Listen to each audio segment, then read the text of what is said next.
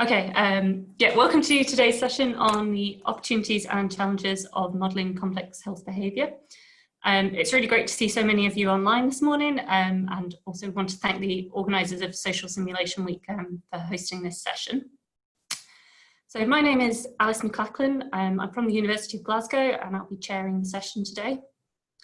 I'm the coordinator for the Population Health Agent-Based Simulation Network, or PHASE for short, which is a new research network funded by the UK Prevention Research Partnership, which is focused on supporting the use of ABM for public health. The network's hosting this session, during which our speakers will discuss some of the potential applications of ABM to address public health challenges and key considerations when developing these models. Obviously, there's been a lot of focus on infectious disease models recently, and there were some excellent presentations on this during the session yesterday morning. But we're also aware that COVID's had a really wide-reaching consequences and has highlighted inequalities in other areas of health. And so while taking COVID into account, we also want to look beyond infection models at how ABM could be applied to other areas of public health. And then the final presentation today will also tell you a bit more about the network and how we're planning to support work in this area. So we've got 5 speakers lined up today, and there'll be opportunities for questions and discussions with each speaker at the end of each presentation, as well as further time at the end of the session for more general discussion. As Familia said, if you want to type questions or comments into the chat box, and I'll keep an eye on that. And we'll also try to keep as close to the timings as possible, with a short comfort break in the middle of the session, because I know it's quite a long one. So I think that's it from me. So I'll pass over to our first presenter today, which is Professor Richard Mitchell from the University of Glasgow. And he's going to be talking about why public health needs more agent-based models to help tackle complex interactions between people and their environment, particularly when it comes to non-infectious disease, and the sorts of questions that it will be helpful for ABM to address. So Rich, over to you. Thanks, Alice. Let me just share my screen, and can you all see those? Yeah, that looks good to me. That's great. Well, good morning, everybody. Greetings from an unusually sunny Glasgow.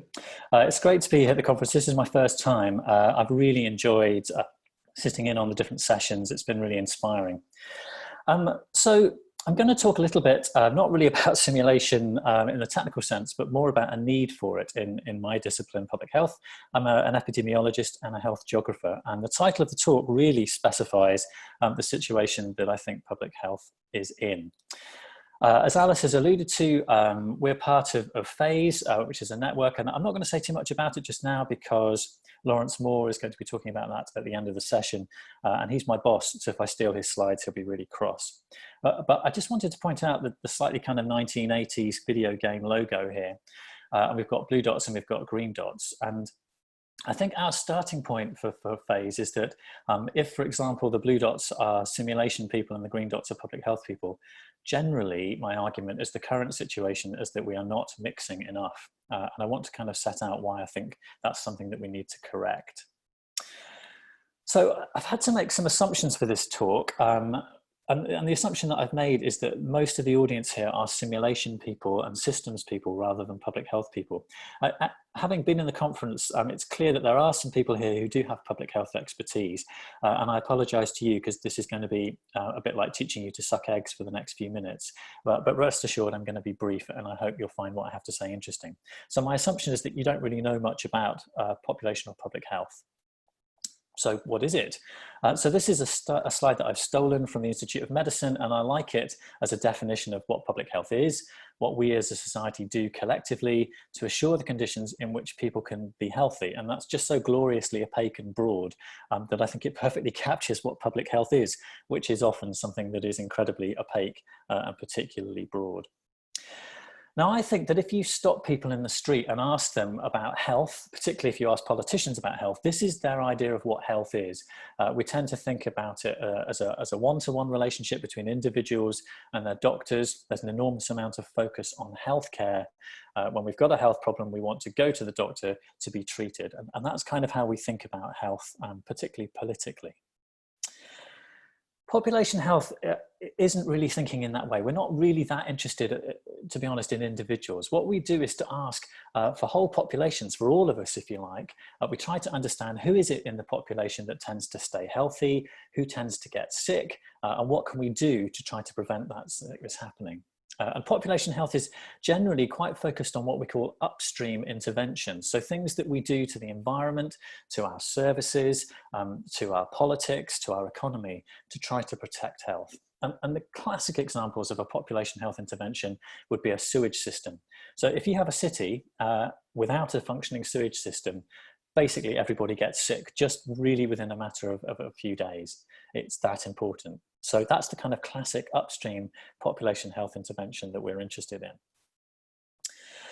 Now, obviously, we're in a peculiar time. COVID is going on, and I want to stress that in many, many ways, the focus on infectious disease is really unusual. It kind of bucks the trend, because particularly in economically developed nations, we kind of thought that largely most infectious disease, at least at population level, had gone away. And we knew that a pandemic was possible, but it wasn't really what we were focused on day to day.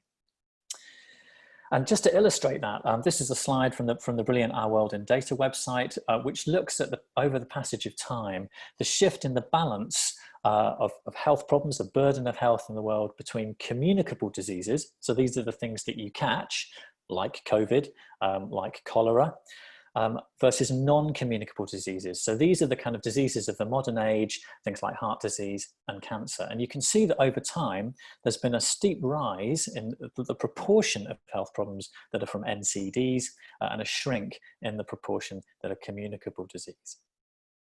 And just to put a bit more light on that, if you want to know what kind of communicable diseases really matter, here's a slide that breaks those down by kind of burden, if you like. And you can see that cardiovascular disease, that's basically things like heart disease and stroke and cancers. These are the key things that we worry about in population health, or at least we did until, December. Okay, so I guess I want to deal with some issues about ABM and individual behaviour and stereotypes. So here's a kind of image of somebody illustrating some of the problems that we have in kind of modern life. And I want to emphasize that what this is a picture of are the mechanisms by which people acquire NCDs. So we've got this guy, he's sedentary, clearly he's overweight, he has poor diet, he's drinking too much alcohol, just a whole range of things going on. He doesn't look tremendously cheery either. So when in population health, we do worry about these individual behaviors, but we see these as the mechanisms by which bigger things in society and environment drive population health. And here is the kind of classic, we call this the rainbow model, of all the different things that can affect population health. And I guess what you might be thinking about, if you look at this diagram and you've not seen it before, is bloody hell, that's everything. And yeah, the amazing thing about population health is just about everything in our environment and society has a health impact. And for those of you who are systems people, you will immediately see that what really we're describing here is a complex system. And you start to see where I might be going in my argument. Now, another crucial thing to understand about population health is that we are very interested in the fact that this is an unequal system. So some people do better from it than others. And we have this hierarchy of influences on population health, from kind of global sort of political priorities right down to individual behaviors. But this system benefits some people more and harms some people more than others. So we end up with health inequalities. Conventionally, generally, richer, more advantaged people are healthier than poorer, less advantaged people. And that is a huge concern for people interested in population health. Now, I want to try to draw some of that stuff together with what's going on in COVID just now, because it turns out what we're learning about COVID very rapidly is that those wider health systems which affect non-communicable diseases turn out to be absolutely vital for COVID risk too. Now this is an infographic that relates the risk of dying from COVID to obesity. I think the evidence is probably not brilliantly strong. It depends who you read, but clearly there is a very strong link between an adverse outcome from COVID and having existing disease, either being overweight, having respiratory disease, and so on. So there is this actual connection between what we're experiencing now as an infectious disease and the NCDs that we're interested in. Now, why am I telling you all this? Well, bizarrely, I mean, I think we could be sure that just about every other academic discipline in the world kind of accepts systems thinking. And simulation is both pervasive and persuasive in many, many other disciplines. And despite the fact what I've just told you about population health being essentially a big systems problem, simulation is largely not accepted and not pervasive and persuasive in my field. And that's something that PHASE is designed to tackle. Now, as those of you who were in the session yesterday will have noticed, if simulation is getting into population health anywhere, it is mostly in infectious disease. And there are a lot of really interesting models around. But when we think about NCDs, the number of pervasive and persuasive ABM models in population health is probably countable on one hand. That's not to say that population health hasn't done some systems thinking. So this is probably the most famous systems map from population health. This is something called the Foresight Report on Obesity. It's a little old now, and it was an attempt to try to map out all the kind of components in the system that might lead to somebody being obese or overweight. And when this came out, it was kind of heralded as a big step forward for population health and also for epidemiology. But what's interesting is that over time, it's become a bit of a laughing stock. And the reason for that is because population health has a problem in terms of the dominant paradigm for the kind of science that it wants to do. And the dominant paradigm in population health is basically driven by the idea that what we really need to do in population health is to worry about causal relationships between risk factors, what we call exposures, and health outcomes.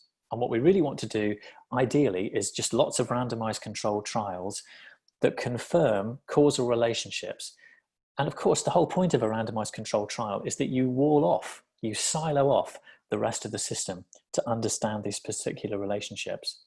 Now that occasionally is absolutely what you want to do, but it causes us incredible problems as we try to think about population health in general and to see it as a system science. So this kind of thinking is dominant.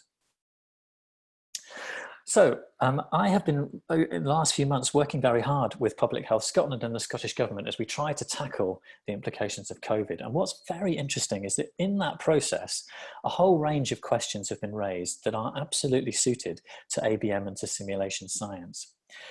We want in population health to better understand the complex interaction, the systemic production of poor health. How can we do that? And our question to you is, how can simulation help us do that? Often population health interventions are incredibly expensive, unpopular, and politically sensitive. If we want to tackle, for example, the locations and the ways in which we sell alcohol or tobacco, that is a big political ask. And to get good quality evidence can be very difficult and very expensive and time consuming. So we're excited about the possibility of simulation to test out interventions in silico before we try to do it on the ground, or in order to understand what kind of studies we need to do on the ground to be politically persuasive. I also think that population health has really not been very good at simultaneously thinking about big groups of people, big populations we call them, and individuals. But of course, in the end, individual behavior is crucial. And generally, lots of population health people like to ignore individuals' behavior.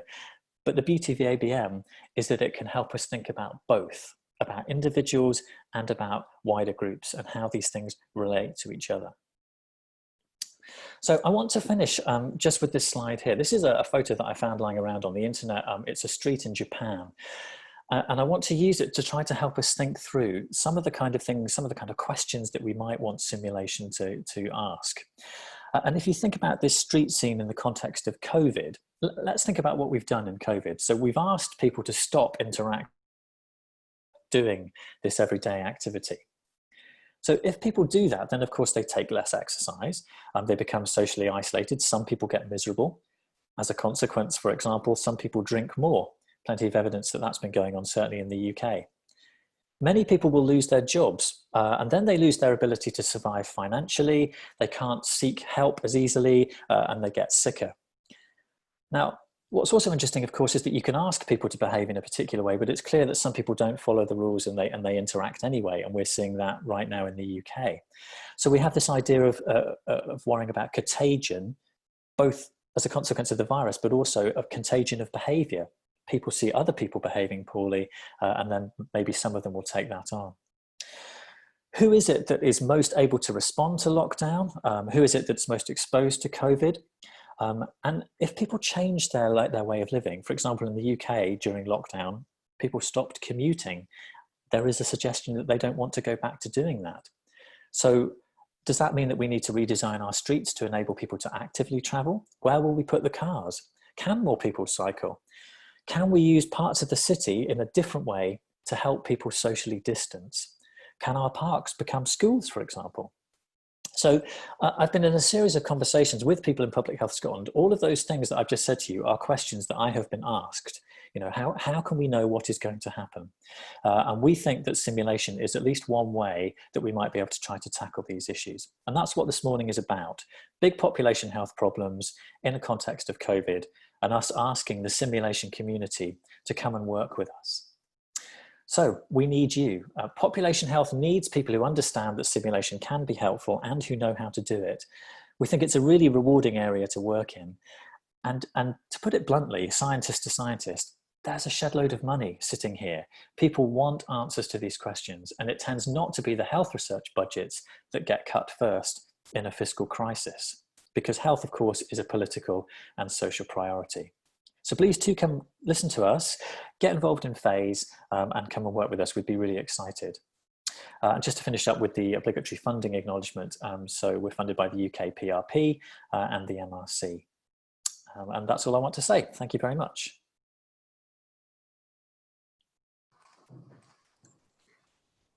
Okay, thanks very much for that introduction, Rich. So we've got a couple of minutes if anyone's got any questions they want to put in the chat or any comments there. While people are thinking about it, I just had a quick question for you, Rich. So obviously you're saying we need to get more people involved in simulations for population health, but is there appetite among the population health community for more simulation models? Obviously they've been hitting the news a lot more with COVID, but you know, in your conversations with Scottish Government and stuff, are they keen to see those models expanded in other areas at the moment? Yes, that's a great question, Alice. You know, it's interesting. My sense is that there is a bigger appetite amongst policymakers and practitioners than there is necessarily amongst academics. I mean, I think there is an appetite amongst academics too. We see a lot of editorials in population health and epi journals calling for this kind of work. And in the end, you know, population health and epidemiology is a social science, and social science is system science. So I think what's attractive about ABM is that it offers a practical means to try to sort of do empirically lots of things that have been written about theoretically. But of course there is skepticism. One of the interesting things about the COVID outbreak is it's been an incredible challenge to the trialists and the people who pursue evidence-based medicine. And I have literally heard people on the radio saying we shouldn't have any interventions or policies in place for COVID without randomized controlled trial evidence, which of course is an absolutely absurd and dangerous opinion. What we need is the best available evidence. And in this situation, it may be that simulation really brings something to the table there. I think there's a question from Francisco, if you wanted to unmute yourself. Yeah, hello, good morning, and congratulations to Rich for your, for your work. I know that the UK system, health system, has worked very hard with the PPP, the public-private partnerships, since, let's say, 20 years ago or more, right? How do you try to bring these PPPs into the model? Because I think, you have a long experience with public-private partnerships, and it will be nice to incorporate that type of relationships from the private sector into ABM, right? Yeah, I think that's a really great point. And this is one of the things that attracts us, I think, to ABM and to other forms of simulation, is the ability to think about what we might call competing interests here. And I don't want to make the assumption that all private sector involvement is solely for profit purposes and sort of bad in that sense. But clearly we do see conflicts of interest. And one of the things that we're very interested in simulating are these competing things. And you see this perhaps no stronger than in alcohol and tobacco issues, where there have been attempts by government to work with the industry And at face value, that can seem like quite a good idea, but there is so much evidence that the industry uses this kind of working to try to get its own way. And we think simulation is a great way to look at that, because of course, you can program your industry agents to have particular desires and to make decisions in particular ways. So I wouldn't say that there's an enormous amount of that work existing. Other people in the audience may correct me on that, but I think it's something that's absolutely vital going forward, especially in the context of a UK government which essentially has a kind of a market-driven and right-wing perspective on some of these things. So yeah, I think it's a great point, and the door is open to do that. I'm not sure it has been done very much yet. Okay, thanks, Rich. And we'll just go one final question before we move on. So this one was from Christopher in the chat about how does the representation of economic factors in your models compare with economist models? Well, that's a good question. I think that certainly in terms of NCDs, it's probably early days. Economists, well, I've got to be careful. There's probably economists here. I quite like to be a bit rude about economists, having worked with quite a few, but I think they bring a whole set of really interesting econometric methods. My probably slightly naive understanding of those kinds of models is that they are rather more deterministic than the kind of approaches that we would want to take in simulation. I would say it's probably too soon to make comparisons. As you will find out from the models later on, particularly when Eric talks about the social care model, we are trying to build in economics. But from my own work, I would say I'm not in a position to answer that question yet. But I think we need a plurality of evidence. Interesting discussions yesterday about the difference between epidemiological models and simulation models, and of course the Ferguson model. And I would argue that that's a healthy tension and a healthy debate. And also it could be as well with building economics into our simulations, but I think we're probably not quite there yet. Okay, thanks very much, Rich. I think we'll leave that there and move on, but if anyone has any other questions, we might have time to address them at the end of the session. So next up, we've got Dr. Jen Badham, who's affiliated with Queen's University Belfast, and she's going to be speaking about barriers to widespread adoption of ABM within public health, with a particular focus on mechanisms. So Jen, over to you. Okay, thanks Alice. Can everyone see my slide and hear me, for that matter? Yeah, we can hear you and see the slides, Jen, thanks. Okay, I won't be using video because my broadband is not up to having video and audio at the same time. So, okay, so thank you for inviting me to talk. What I want to talk about is, in Rich's terms, I'm a modeler.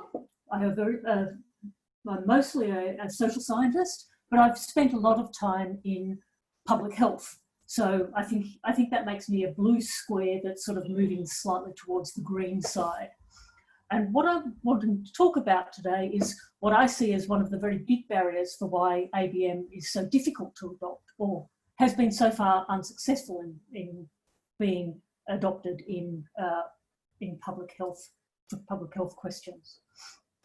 So there's many calls to use ABM. This is just a smattering of papers which mentioned this background. I want to make it clear here that many of these calls are to use complex systems methods, not necessarily ABM. And it's important to recognise that ABM is just one of many complex systems methods, and it brings very specific requirements that are to do with what ABM actually is. So,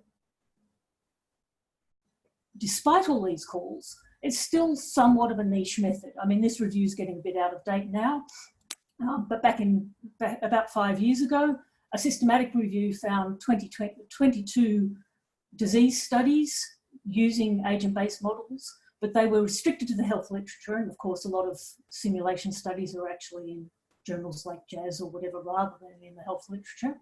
And of those 22 non-communicable disease studies, some of them were actually what I would class as micro-simulations of cost effectiveness. They weren't actually agent-based models in the sense that most of the people here would understand agent-based models. They didn't have any interactions, for example. A slightly later study looked at communicable disease studies. It was not a systematic review. What they were just doing was constructing a taxonomy, so they were looking for a variety of agent-based models, and they were looking particularly for infectious disease, and then classifying those models in particular ways by various features. And there's also specific toolkits like Gleam and Fred and Flute that are intended for ABMs of infectious disease, generally of influenza-like diseases. So it's clear that it's been much more strongly adopted in the infectious disease side of public health. So why is it not mainstream? Clearly there's a lot of desire to make it mainstream, but it just hasn't happened over many years. And my presentation today is essentially arguing that the key reason is that we're missing mechanisms. And so public health focuses on what works, and agent-based modelers care about how does it work. And these are quite different things. And yes, it's not a straw man, but it's deliberately provocative and exaggerated. But this is the argument that I'm intending to make. So to make this clear, I need to go over some stuff which will be very familiar to the modelers in the audience, but I want to get us all arguing from the same perspective. So just at a basic level, what is the definition of a model? And the definition we use is quite different from the definition of, say, a statistical model. It's more like a theory model. So it's a formal representation of relevant features and relationships of some target system. That's what I mean by a model. And so the formal representation means that it's constructed using some sort of language that's outside of my head so that it can be communicated. That doesn't have to be computer code. Now, it obviously is in agent-based modelling, but it could just be a textual description or a diagram or something like that. There's some target system, the model is of something, and in constructing the model, you're simplifying that target system, but you're retaining the things that are important to make that model represent that system effectively. So the relevant features is the bit that's most interesting. That depends, what's relevant depends on the purpose of the model. So here are 3 different models of a heart. This first one here is the sort of thing that you might see in a GP's office or in a kid's science lab, or kids' science toys or something. It's about the structure. You can point to things and say, here's the aorta, and you've got these chambers and whatever else. People who are becoming surgeons, cardiac surgeons, actually need to practice, and it's best not to have them practicing on humans initially. So they practice their surgical skills on pigs, fetal hearts. And then there's the functional thing, where if you want the feature to be about pumping blood around, then you use an artificial heart. And it's clear these are not interchangeable. You can't pump blood with one of these plastic toys. So what is relevant to the model depends on the purpose of the model. And this is where the mechanism stuff comes in. So with complexity, what we mean by complexity is that a system is complex if the behaviour of interest of the system is somehow driven by the interactions between the parts, not just the behaviour of the parts independently. So it's something more than just having many parts that are linked in some complicated way. So on the left here, we've got a bunch of cars. On the right here, we've got a bunch of cars. But you can see, you can see from the brake lights and whatever, this looks like a traffic jam because there's, people changing lanes and stuff like that. And what makes that bunch of cars a traffic jam as compared to just a bunch of cars is that the drivers are responding to the car in front of them. There might be, some sort of blockage further ahead. So it's the interactions between the cars, but, between the drivers of the cars that is causing a bunch of cars to become a traffic jam. And at that point, we start needing new words to describe the behaviour of the group rather than to describe the behaviour of many individuals.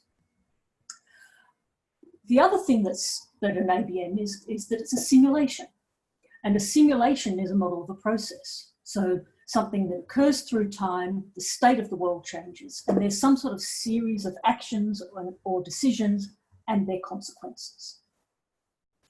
So going back to the definition of a model, an agent-based model is a model of a process, because it's a simulation, in a complex system. And what ABM delivers is it delivers this agent-centric thinking that, you know, you're coding up individual agents saying, I, the agent, have certain characteristics and beliefs of my own, as well as information about the world around me. And on the basis of that sort of combination, I make some action.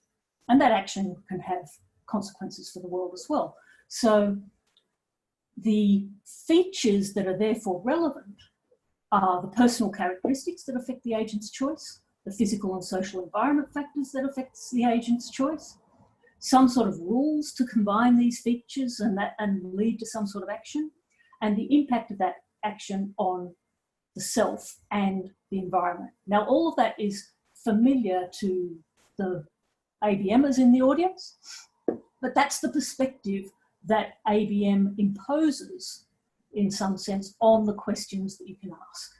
Other complex systems methods have different requirements. So to make this concrete, I just want to talk about a model I did 5 or 6 years ago. This was actually about protective behaviour during an epidemic.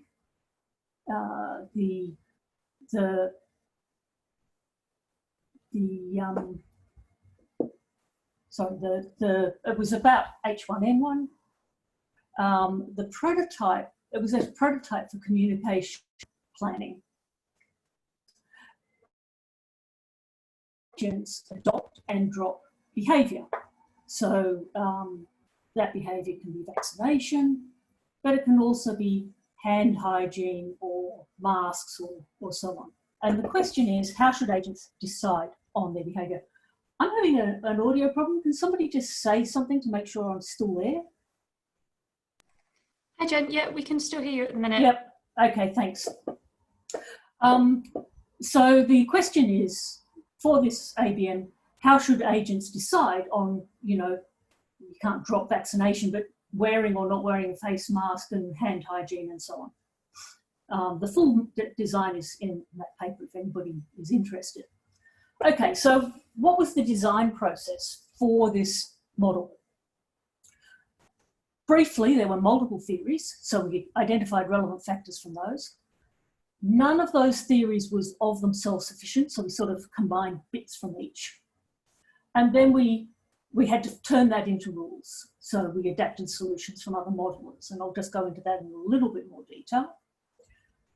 So when I first said to the social psychologists and public health researchers and health communication people I was dealing with, I said, okay, how do people make these decisions? And they said, well, use theory of planned behaviour. Some of them said use theory of planned behaviour. Some of them said use the health belief model, and some of them said use protection motivation theory. So I had a look at all of those. Theory of planned behaviour is basically a weighted sum to predict the extent of follow through on some specified action that you intend. You know, I'm going to study hard to get a good exam result next week or whatever. Health belief model it lists the perceptions that go into the influence in your actions. And it talks about susceptibility and severity and benefits and barriers. And you can sort of say, well, these perceptions fit into the attitude aspect of the theory of planned behaviour, but it's really a separate theory. And then there's the protection motivation theory, which talks about the intent as being some sort of interaction between threat appraisal, things like how bad is this, how likely is it going to happen to me, and the capacity to cope. Can I actually deal with it when it happens to me? So these were the three theories that I was pointed to when I said, well, how do people make these decisions? So putting that into a conceptual behaviour, and I'm actually not going, this is the communication stuff and the epidemic stuff. What I'm talking about is just this little bit here. The people, the agents are making protective behaviour decision. So what I ended up saying was, there's some sort of influence of attitude, there's some sort of influence of threat, and there's some sort of influence of subjective norms. So that's taking bits from each of those theories without actually using any of them particularly cleanly. And the way that I did that in the model, I'll start with attitude. I gave each of the agents a randomly drawn attitude in the value from 0 to 1, and that the underlying distribution was triangular. So, you know, sort of a 0 to 1 with the peak at 0.8. So the most people agreed that wearing masks was a good thing. This was pre-Trump politicising masks. I implemented norms by saying, well, okay, I look around me, how many people around me are wearing masks? So the proportion of nearby agents who have currently adopted that measure is my measure of norm. And that's dynamic. That reflects the social environment as the social environment changes. The attitude was actually fixed. For the purpose of this discussion, it was fixed. It was affected by the communication. The model, wider model, was a communication model. Then there's this idea of threat. Obviously, I'm going to be much more worried about an epidemic that's close to me than, you know, one that's still a long way away in another country. So somehow I need to have some sense of when the epidemic is both severe and close. So this, mathematically, this is basically counting the number of new infections within my local area, and adding, just accumulating them, but discounting the previous days. So the ones that are 5 days old have been discounted 5 times, for example. This number will increase as the epidemic moves closer, and then it will sort of decay as the peak of the epidemic passes, but that decay is delayed a little. And basically what I did was I said, okay, so this is a personal characteristic, this is their social environment, this is their epidemic or physical environment, took a weighted average of those, and if the weighted average of those 3 things was bigger than some number, then the person adopted the behaviour, and if it was lower, then they dropped the behaviour, assuming it was a behaviour that could be dropped. And then once they had adopted the behaviour, it had an impact on the transmission model in that region. So basically all of the people who are in a region, you look at what proportion of them have adopted the protective behaviour and also the efficacy of that behaviour. You know, hand washing might reduce transmissions by, say, 20% or whatever, or vaccination might reduce it by 50% or 70% or whatever. And what you're doing is you're saying, this is just some mathematics to say that reduce the infection, the amount that the infection can spread, proportional to both the proportion who have adopted protective behaviour and the efficacy of that behaviour. Now, the point of me taking you through gory mathematics is to say that this is the level of detail that you need in an agent-based model. You need to be able to implement something like this, and this is what I am calling a mechanism. Okay, it's the set of rules that's turned sort of a vague idea about, well, we care about threat and attitude and so on, into something that the agents operating under the code can actually do. So there's quite a big gap here between the theory and the mechanism. This is not a known problem. It's not something I made up. This is a very well-respected paper, talks about our current understanding of human behaviour is largely based on static snapshots of human behaviour rather than ongoing dynamic feedback loops of behaviour in response to ever-changing biological, social, personal and environmental states. And that's the point I was making about the fact that within my mechanisms for that Tell Me model, I had that the person's social norms were being updated by the number of people around them adopting the behaviour, and then they in turn were impacting on the perception of social norms of their neighbours when they adopted or dropped behaviour, for example. It's a dynamic process. And this paper here is basically saying that behaviour is not well enough articulated or understood and articulated to be able to convert easily into agent-based models. There have been some suggestions about standardisation and research methods to try and address this. There's some other related issues. I mean, Rich talked about the fact that randomised controlled trials are preferred evidence. RCTs eliminate the context. That was the nice little picture that Rich had. They also focus on the average. So if the result from your RCT is that, you know, the behaviour changed by 1 unit, it doesn't really care about whether everybody changed by 1 unit or half of the people changed by 0 and half of the people changed by 2 units. I care a lot when I'm building a model because those are very different processes. And then you have systematic reviews, which are sort of the gold standard of the gold standard. And what they focus on is counting all the time something worked or not. Any analysis about, well, these 3 worked and these 2 didn't, and the difference between them was that these were in these sorts of populations and so on, is often, you know, in the supplementary materials or something. There's also issues about, you know, many of the interventions, the things that you're trying out, have very limited samples and scope, and so there's not the sort of the diversity of the populations that you might want to see. And there's good ethical and practical reasons for that, but it still makes it difficult for a modeler to use that evidence. Then you get logic models that are sort of the summary of what this evidence is about. And often those are simple lists of factors. You know, here's the inputs, here's the outputs, and so on and so forth.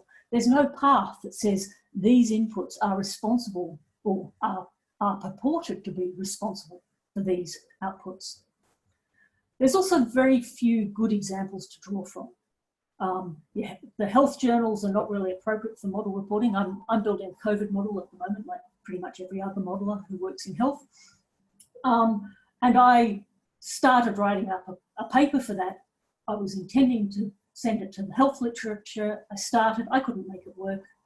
And I've gone back to, you know, structuring it the way that I need to structure it, because what I care about in describing a model is describing what those mechanisms are. The headings and the page number of word limits and so on just don't have the scope for that.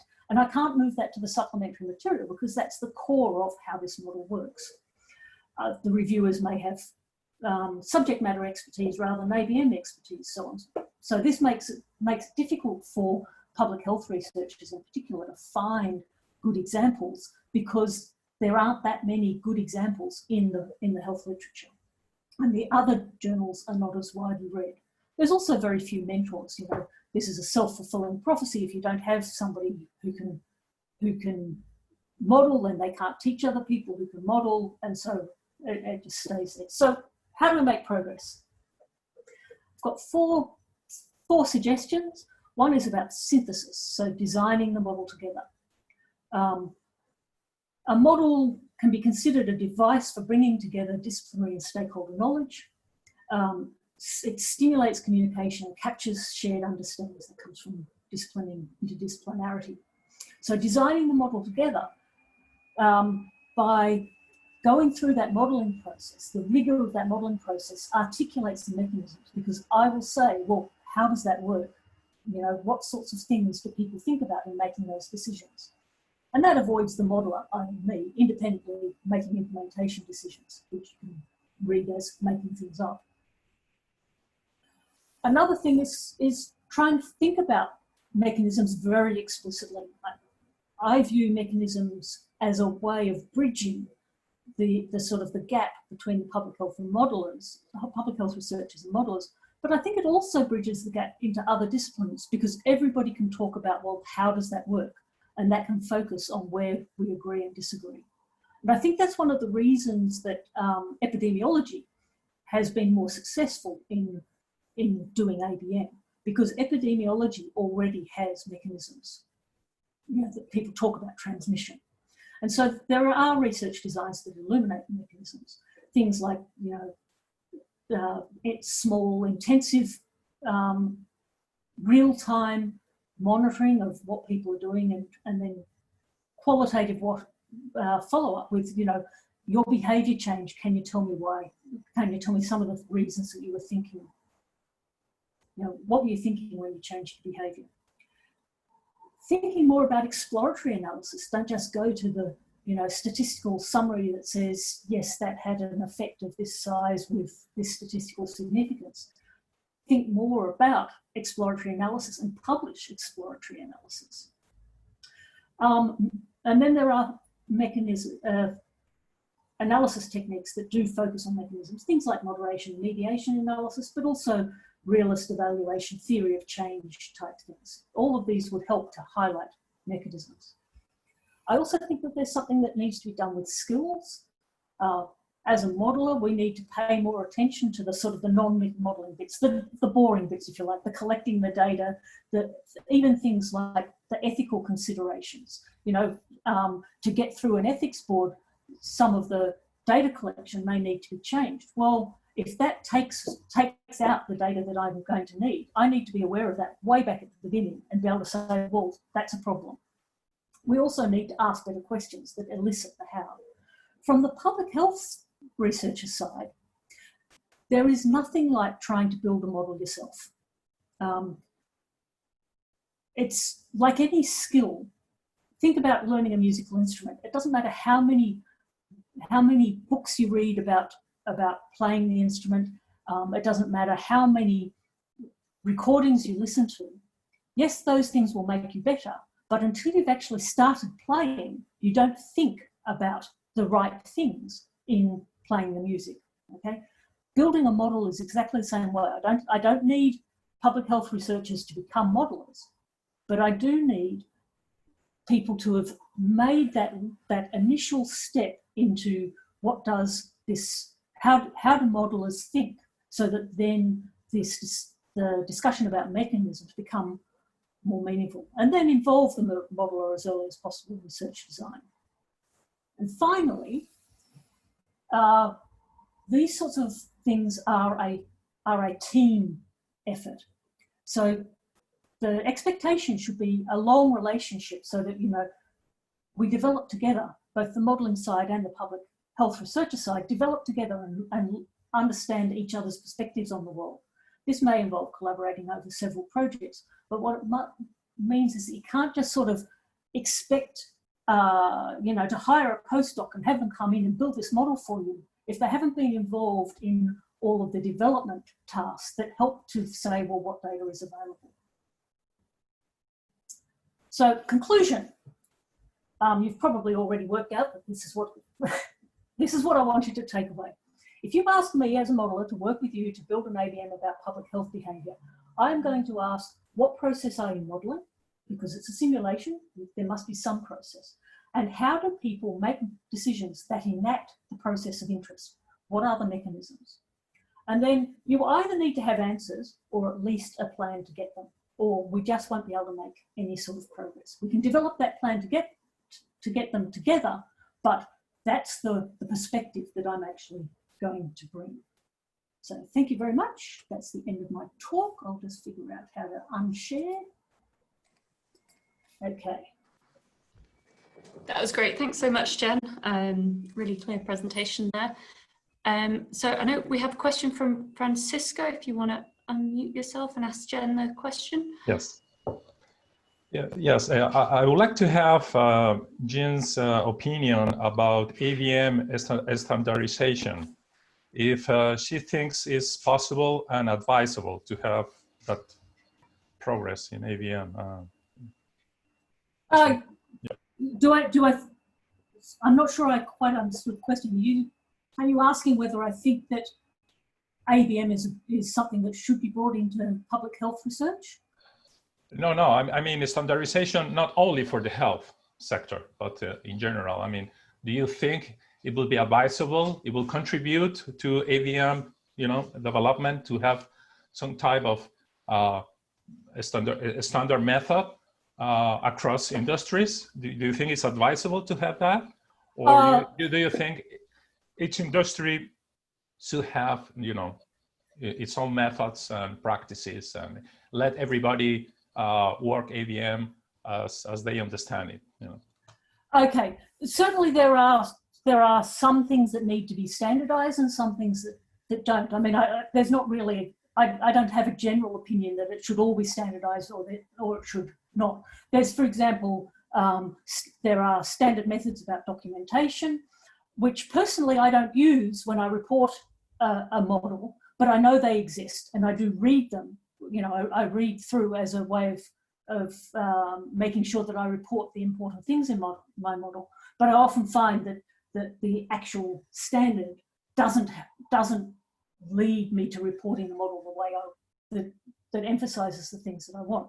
So there are elements that need to be standardized. There are elements that need to be flexible, and I don't have a general idea about which of those are, but I do think that you need to be aware of the standards even if you're not using them.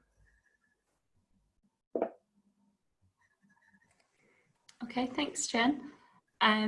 There's also a comment in the chat box from Robin that you might want to respond to. So he said, chronic disease is mostly due to behaviour as exposure accruing over several years, for which it is difficult to assume that the network in an ABM will be static. This seems like quite a challenge for using ABMs in context, at least empirically informed ones. So have you got a response to that comment? Yeah, I think I agree with Robin here.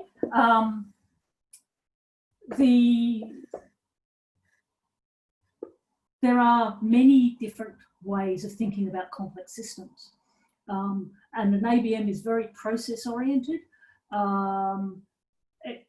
It could be that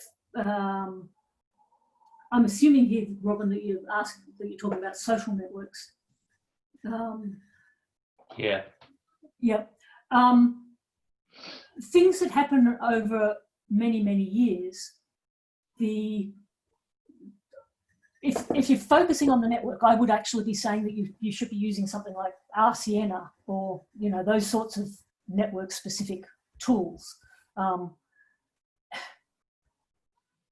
If mechanisms is not a really fundamental part of what you're, thanks Rich, if mechanisms is not really a fundamental part of your system issue, then I'm not entirely sure that ABM is the best way of dealing with it. Am I okay to respond just a moment on that? Yeah, so I think that RCN is a good thing to point out, but the question is its scalability. So those stochastic actor-based models, they work with quite small agent populations, but in population health, often we're looking at much larger scale populations, and scalability is a bit of a challenge there. I mean, certainly this is an issue that worries me quite a lot is, in population health, we often want empirically informed models, but even imputing the static network at a point in time is quite challenging. Getting a dynamic network that we can calibrate is even more challenging, and this is definitely one of what I perceive as one of the kind of main challenges to overcome for use of agent-based models. If it's interaction that's so important and relationships, then getting the empirical data to inform that important aspect of the model looks quite difficult. Yeah, I mean, the issue with Sienna is that it's a statistical thing. It's not fitting a theory, it's fitting a data set. It's summarizing a data set. And if you have a theory that such and such, that people will avoid areas of high pollution and therefore move. Well, that's something sensible to put into an ABM. Or that when their alcohol behaviour, they will try and avoid their higher drinking friends and change their network. That's actually something to put into an ABM. That's not a Siena question. The Siena asks it the other way around, saying, observing these changes, what is the way to fit the change? Yeah. Jen, Robin, sorry to stop there. We can maybe come back to this at the end of the discussion if that's okay. But we'll just move on to try and stick to timing. But yeah, we can definitely pick this up again later. Sorry to stop you mid-flow there. Thanks again, Jen, for an excellent presentation. So the last presentation in the first half of the session is going to be from Dr. Umberto Discostoli from the University of Glasgow, who's going to be presenting an ABM of social care provisions as an example of how ABM can help us to develop models of society characterised by complex interactions. So Umberto, over to you. Yeah, good morning. So I'll share my screen first. Oh.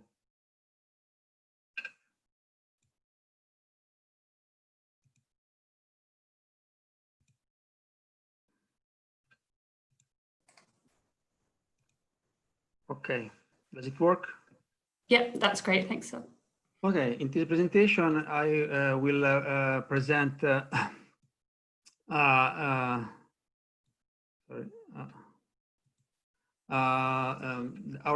model we have been developing in the last 3 years, upgrading it over time with adding new features. Is a model of caring behavior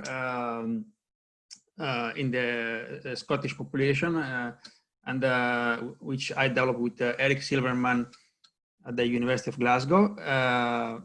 So first, the problem of social care. Why is a problem? Well, social care first is defined as the provision of personal medical care for people in need of assistance due to age, disability, and other factors. Demographic trends are leading to an increase in demand for social care.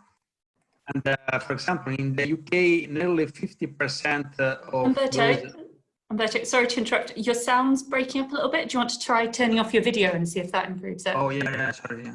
Okay, no problem.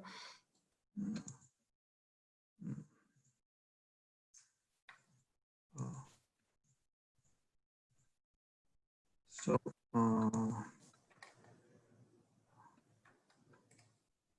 okay. So social care is an increasing problem, basically because of demographic trends. Which are leading to an increase in demand for social care in the coming years. And in the UK, for example, nearly 50% of those aged 75 plus are living with a long-term limiting health condition. And 14% of adults aged 65 to 69 need help with one or more activities of daily living. And 5% of the UK population did not receive sufficient care for their needs in 2017. And then from the 7 years from 2010 to 2017, the number of people with American needs increased by 48%. And informal social care has a central role to play in social care provision. For example, in the UK, 80% of social care is represented by informal social care. The value of informal care in the UK is estimated around 100 billion per year, which is 5% of UK GDP, and 10 times the value of the social care provided by the state. There are 5.3 million of informal care. There were 5.3 million of informal care in the UK in the year 2013-14, which is 9% of the population, and now they have increased. And 68% of those aged 65 plus received help from unpaid care. This is from an health survey for England in 2017. So why we need ABM to model social care? Because like other public health issues, is a complex problem. Social care is the outcome of complex interactions between demographic, social, economic factors. And so is the emergent outcome of a complex system. And so we need to use ABM to model this system. And our aim is not the precise replication of empirical data because of the complexity of the system, but to develop a theoretical framework which is capable of representing the complexity of social care system. In order to use it for prediction, of course, we need to put in the model much more data than we have at the moment. So this means that the results should be seen at this point as a proof of concept results and not as predictions. A little history of this model. The first concept has been developed in 2012 by Eric Silverman, and then in 2013 he added the UK census and the demographic model. And in 2017, at the University of Glasgow, we upgraded the model, adding kinship networks, socio-economic status groups, and formal social care, which is formal care which the families pay for. And in 2019, we added also childcare and public social care in the model. And lately, in the latest version, we developed a Scottish version of the social care model this year, prompted by discussion with the Scottish government, which was interested in this model. So a brief overview of the model. The simulation runs from 1855 to 2000.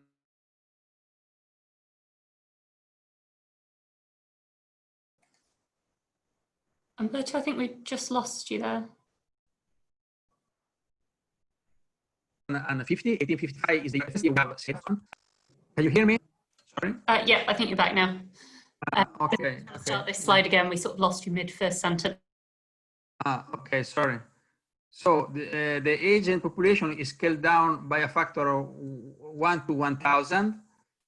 And the initial population is composed of married couples aged 20 to 40, randomly placed on a stylized map of Scotland, which is a 20×25 grid.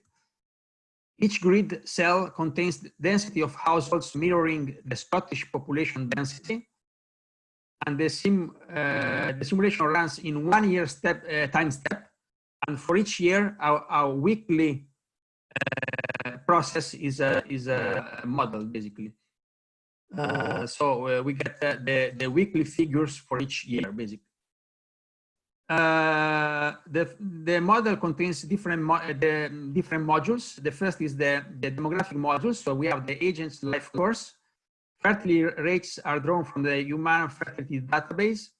Agents became adults at 16 and can either enter the workforce or continue in education.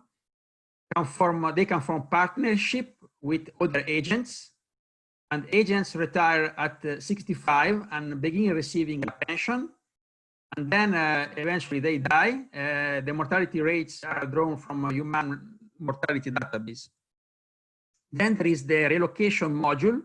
Agents can leave the parental home due to entering the workforce or starting a partnership. When a partnership dissolves, the male agent will move elsewhere on the map.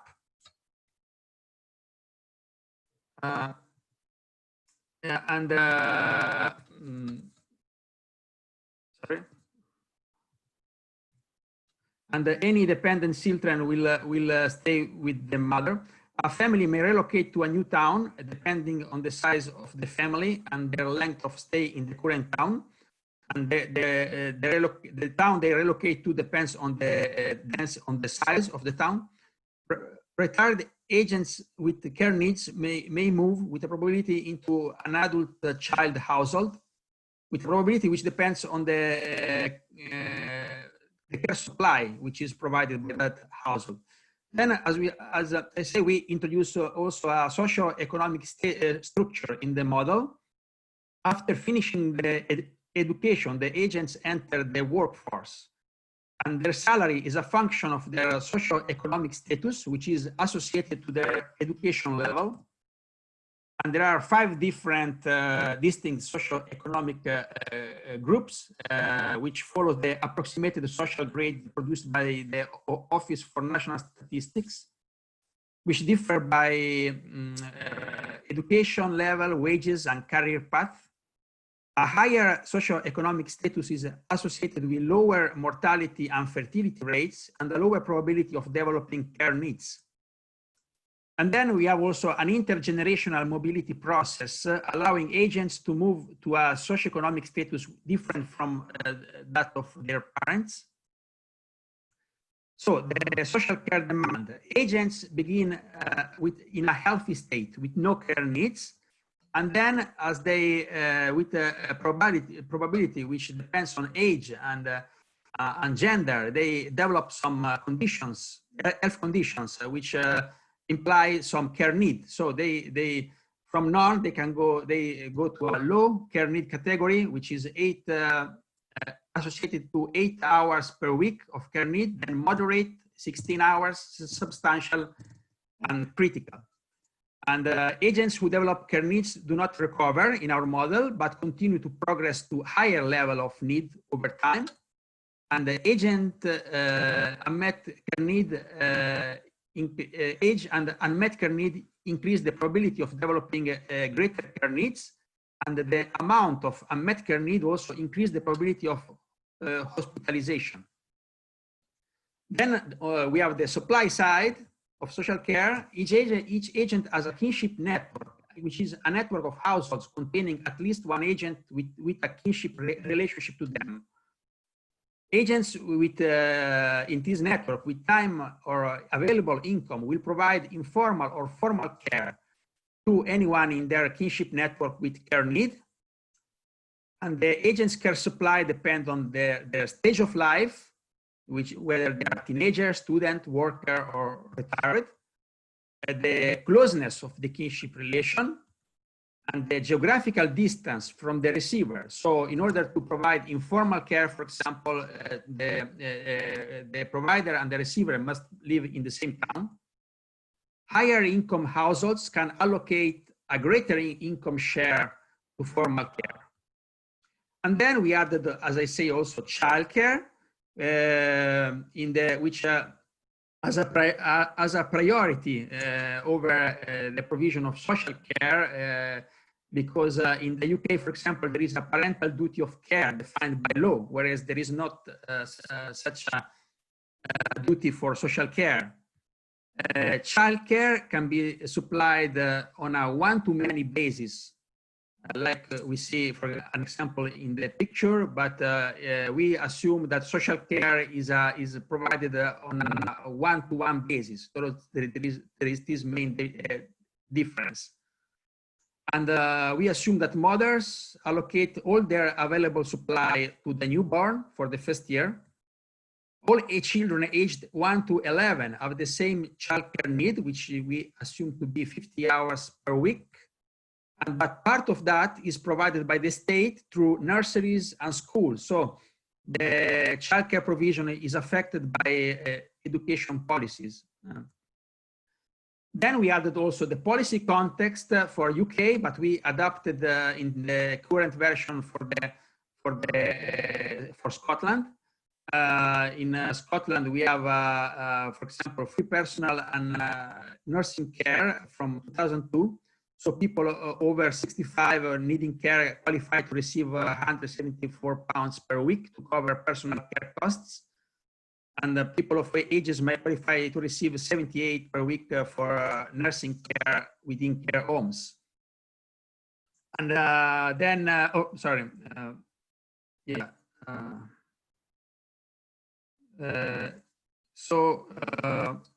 Yeah, and then there are other, yeah, it depends also on their amount of wealth, and wealth in this model depends on their socio-economic status as well.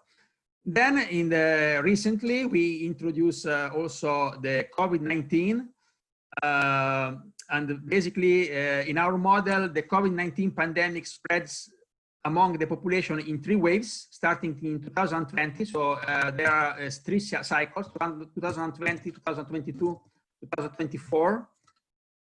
And some of the infected agents will die from the from the virus with an age and gender specific death rate.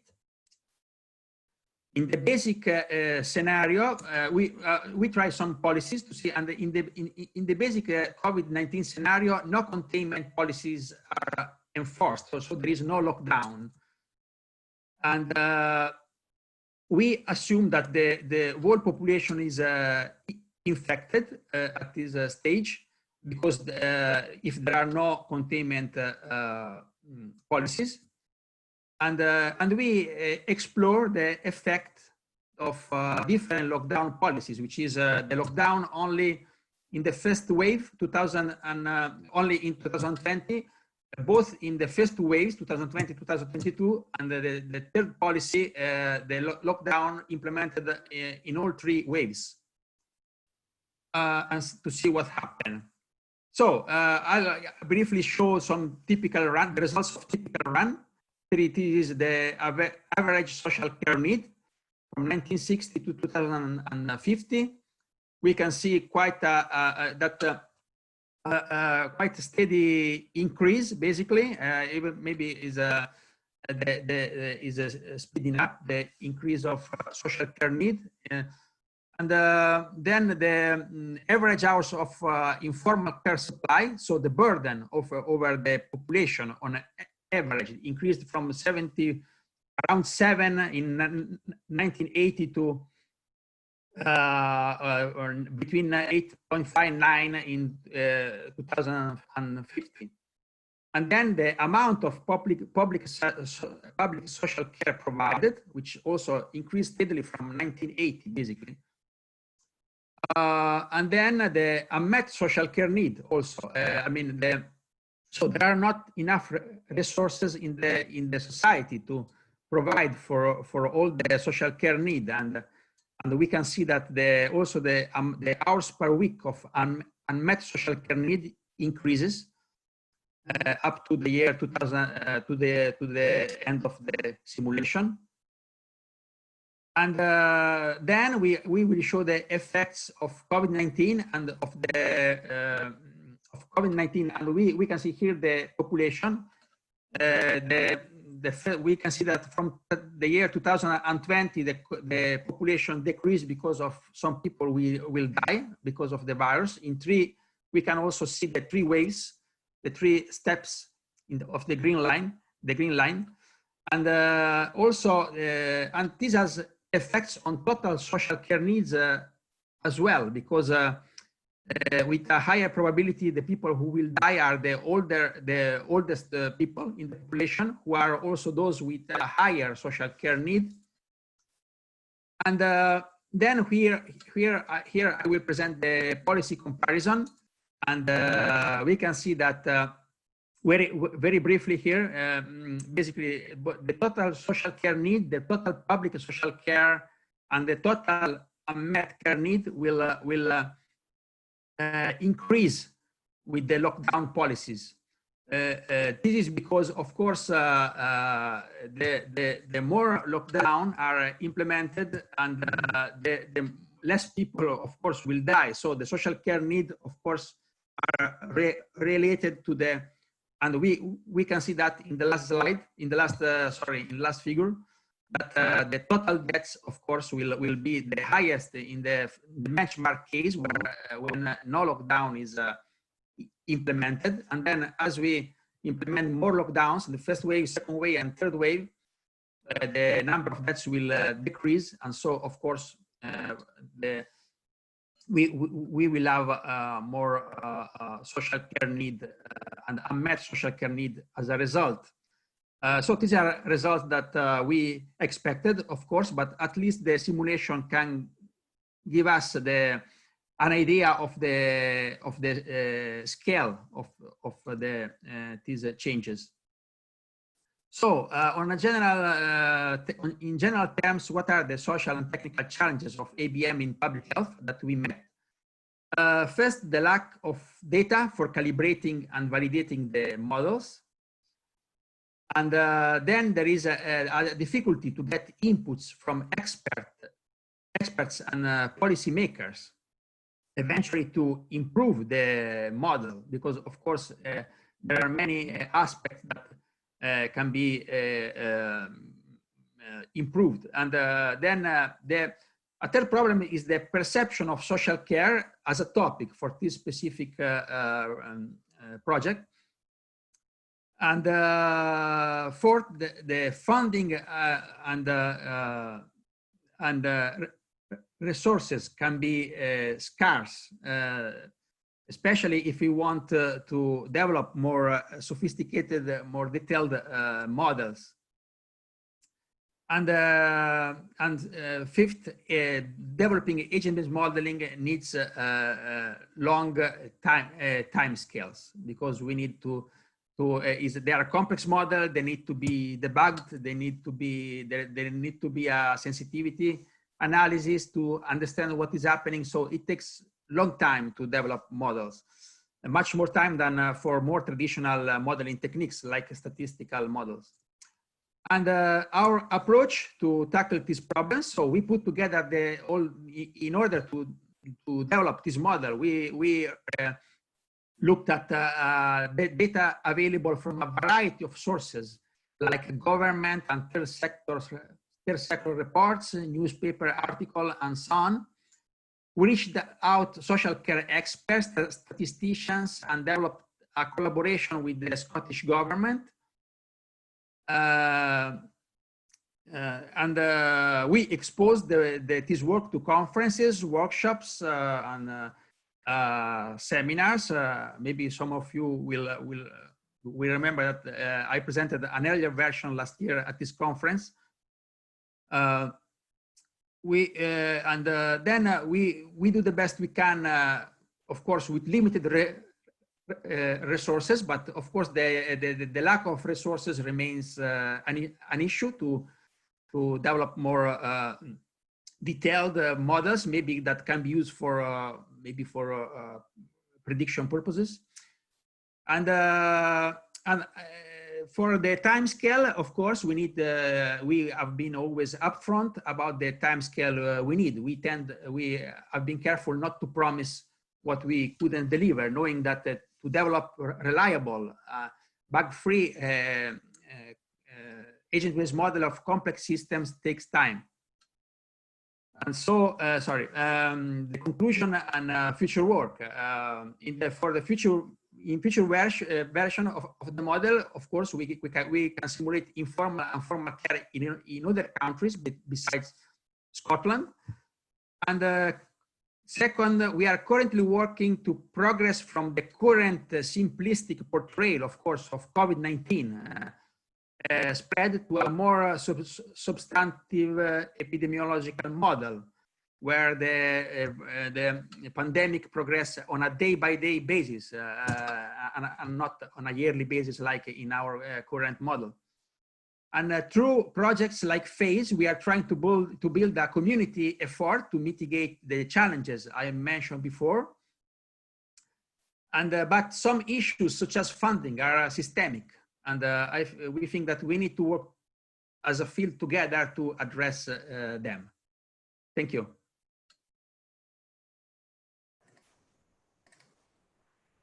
Okay, that's great. Thanks very much for that presentation, Umberto. Really interesting to see how you've adapted the model to incorporate COVID more recently. So are there any questions for Umberto? If you want to raise your hand or put them in the chat box. We've probably got time for one before we go into the break. So I'll just quickly ask you a question and then we'll go to the break. So I was just wondering, so obviously you've recently incorporated COVID into the model, but you said that data availability has been quite a challenge. What sorts of data have you been able to find around social care and COVID and to incorporate into the model? Or is that more assumptions about? Yeah, well, yeah. At this point, basically, what we have done, I mean, is a very simplistic model of COVID. So what we have done is just take the data about the mortality of infected people by age and by gender. And we, yeah, I mean, at this moment, we just needed those data. And we, assuming that without lockdown, sooner or later during the year, all the population is infected. So, and taking that figures, we could compute the number of deaths, of course. Okay, that's great. Can't see any more questions in the chat at the minute, so we're just going to take a short break now and come back at, I'm looking at my clock, 11:35, and then we've got 2 more presentations after that break. Okay, so we'll see you all shortly. Thank you.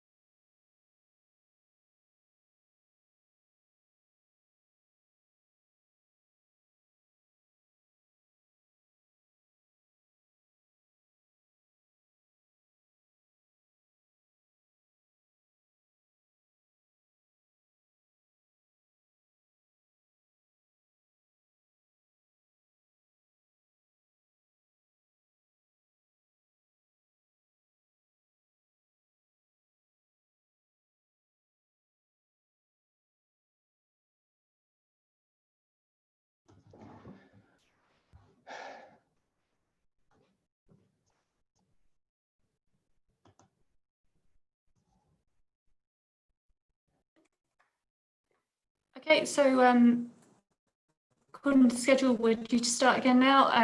So we'll get going. Hopefully everyone's had a chance to grab a quick cup of coffee or something.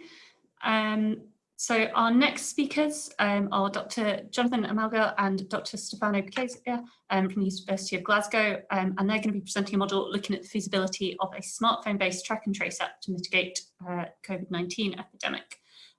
So Yoni, over to you first, is it?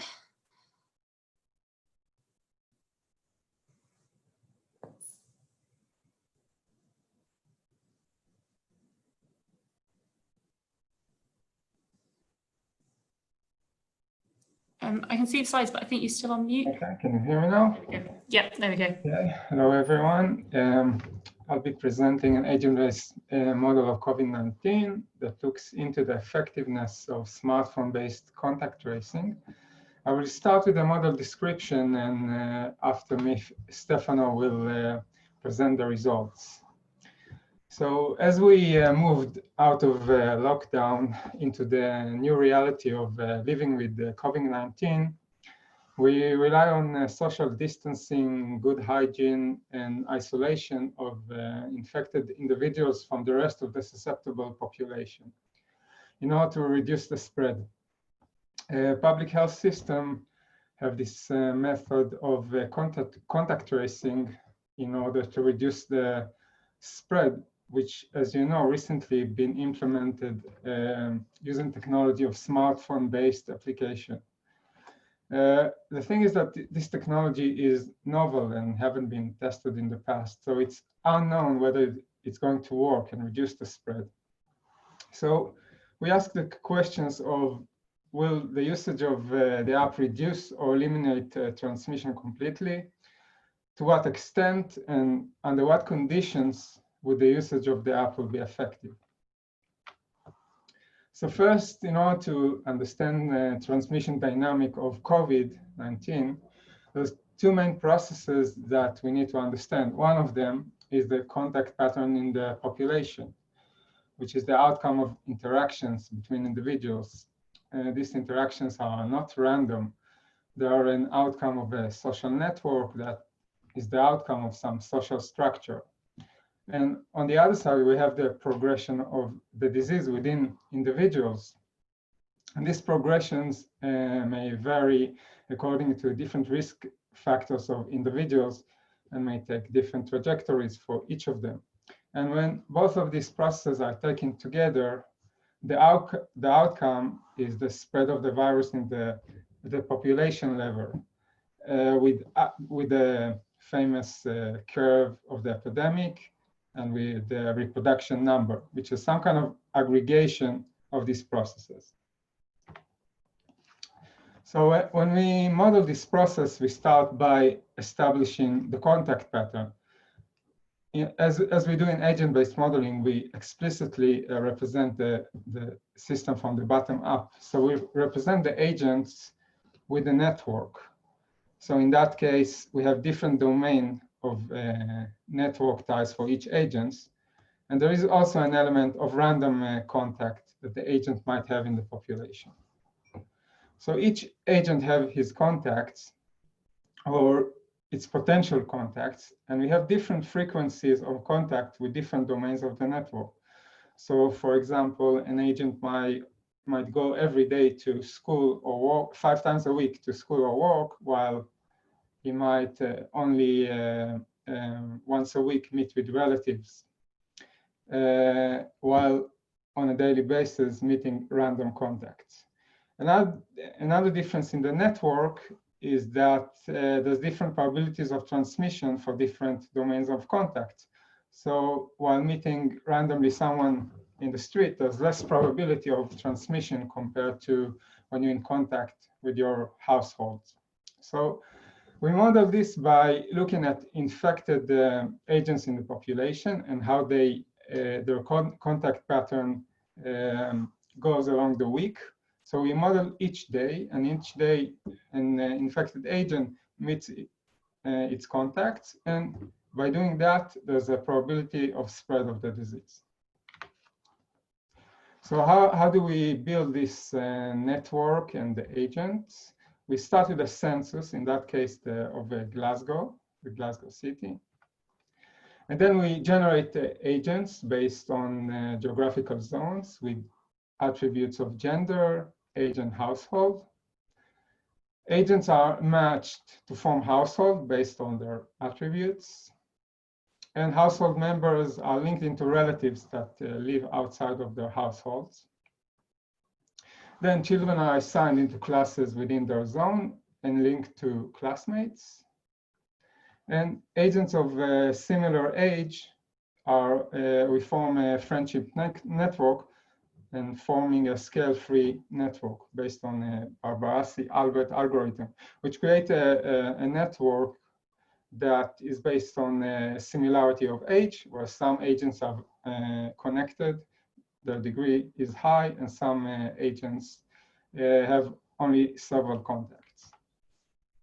And then we distribute the population into workplaces based on work size statistics. So each agent have a work site location with others that he works with, and a percentage of the population, of the working population, are customer facing workers, which means there are more, they have more interactions with random contacts. So when we do this process, we both create agents with their attribute, like this sample of an agent, and the network. And the advantage that it gives us is that we can explicitly implement policy measures that may be taken at the population level. So here an example of self-isolation. So an agent cuts the ties that he have in the network other than the household, and someone from the household might still have contact with someone outside of the network. Or the frequency of going to work, if there's some kind of policy of working from home, the agent can cut ties with other population at home. So it's very straightforward to implement the policy. And the other element is the progression of the disease, which might take different trajectories for each agent based on risk factors, for example, age or gender. So this model is implemented within the agent. So each agent, while being infected by some kind of probability after contact, will progress in one of these trajectories based on his attributes. So these arrows signify probabilities of moving from one state of disease to the other. And in each state, the agent might stay a characteristic time, which is sampled from a time distribution. And the red areas are areas where the agent might be infectious and can infect others. So these are the model parameters, and you can see that they vary in that case by age, but there's also risk factors concerning gender, and these parameters are collected from the literature. This is an example of the parameters that have been specified in different sources in the literature. So now we have to implement the mitigation strategies in the model. So we have the contact tracing app. A fraction of the population are assigned an app of age above 14. And these agents can notify other agents that they've been in contact with that also have the app. So an agent will notify others that have the app when they're feeling symptoms or after a positive test. We also have a testing capacity in the model, which is limited, and it's depleted as agents are tested. So who is getting tested in the model?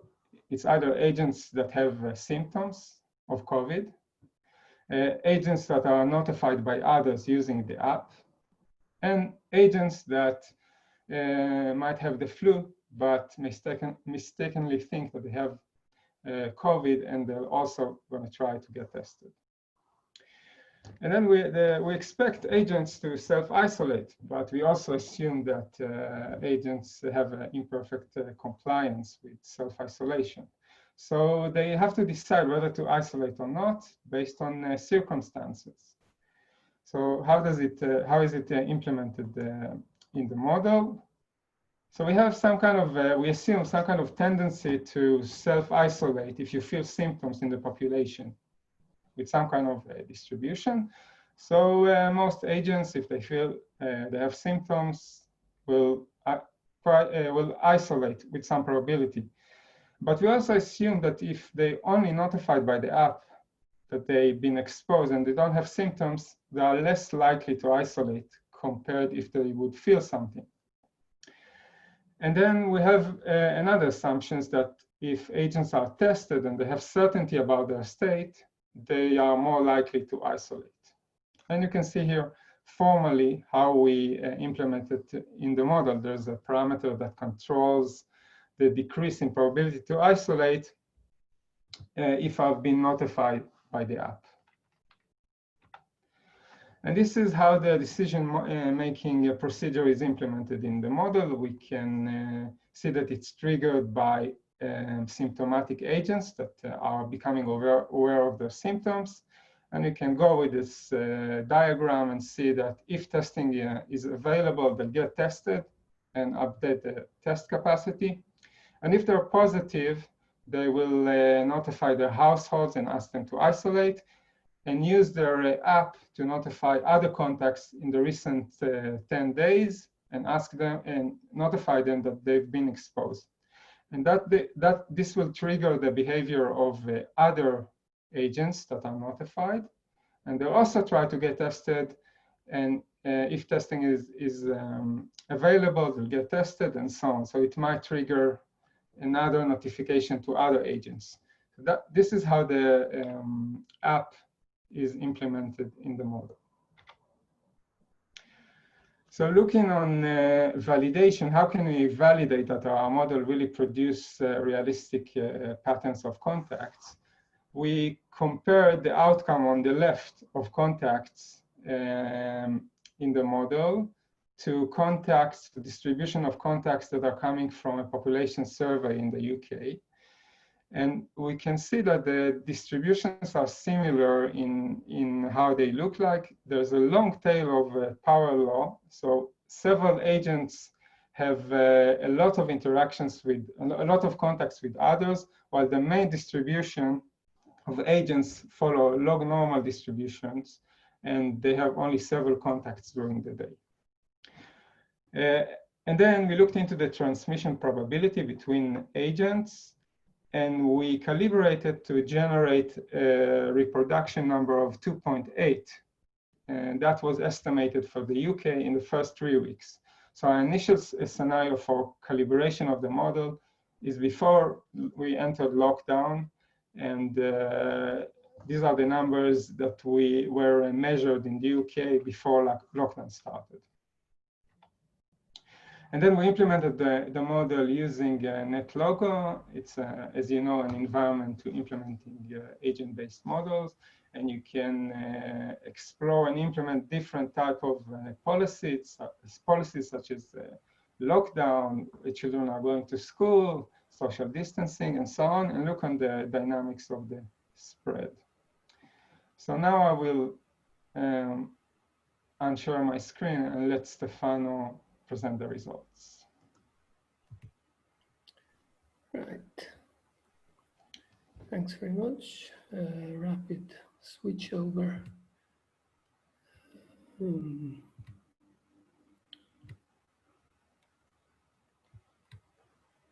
you see my screen all right? Yep, you can see that, Nest. Try to show your full screen that they can see the whole. Yeah. I tried that, but it doesn't allow me for some reason.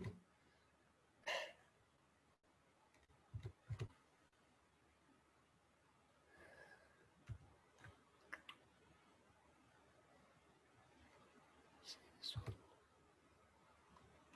Of course not.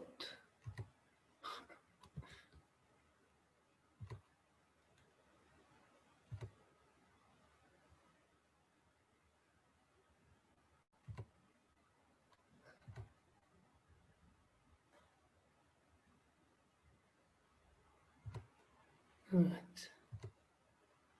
Just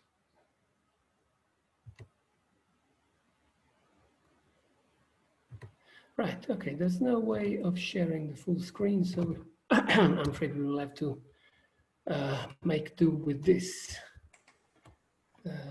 Definitely, you want me to share the full screen in my?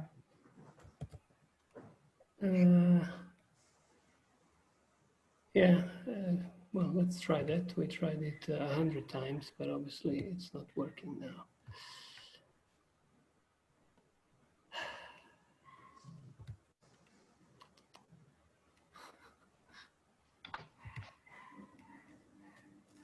Is there any way I can control that?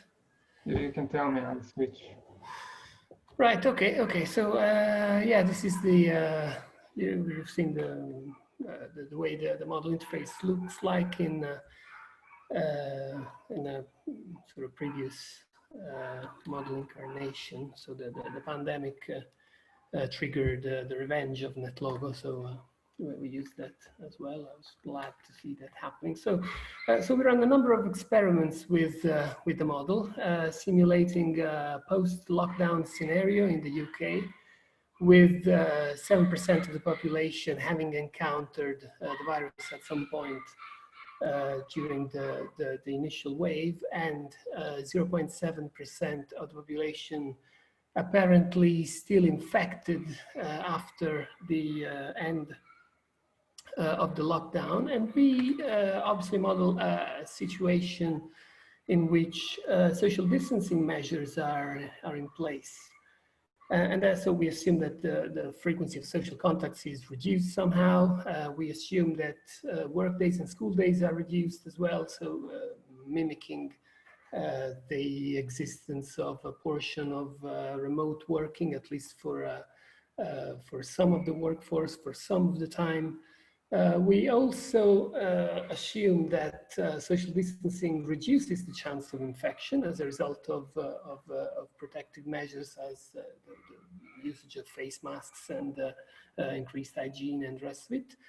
And we also assume that a portion of the population has the flu.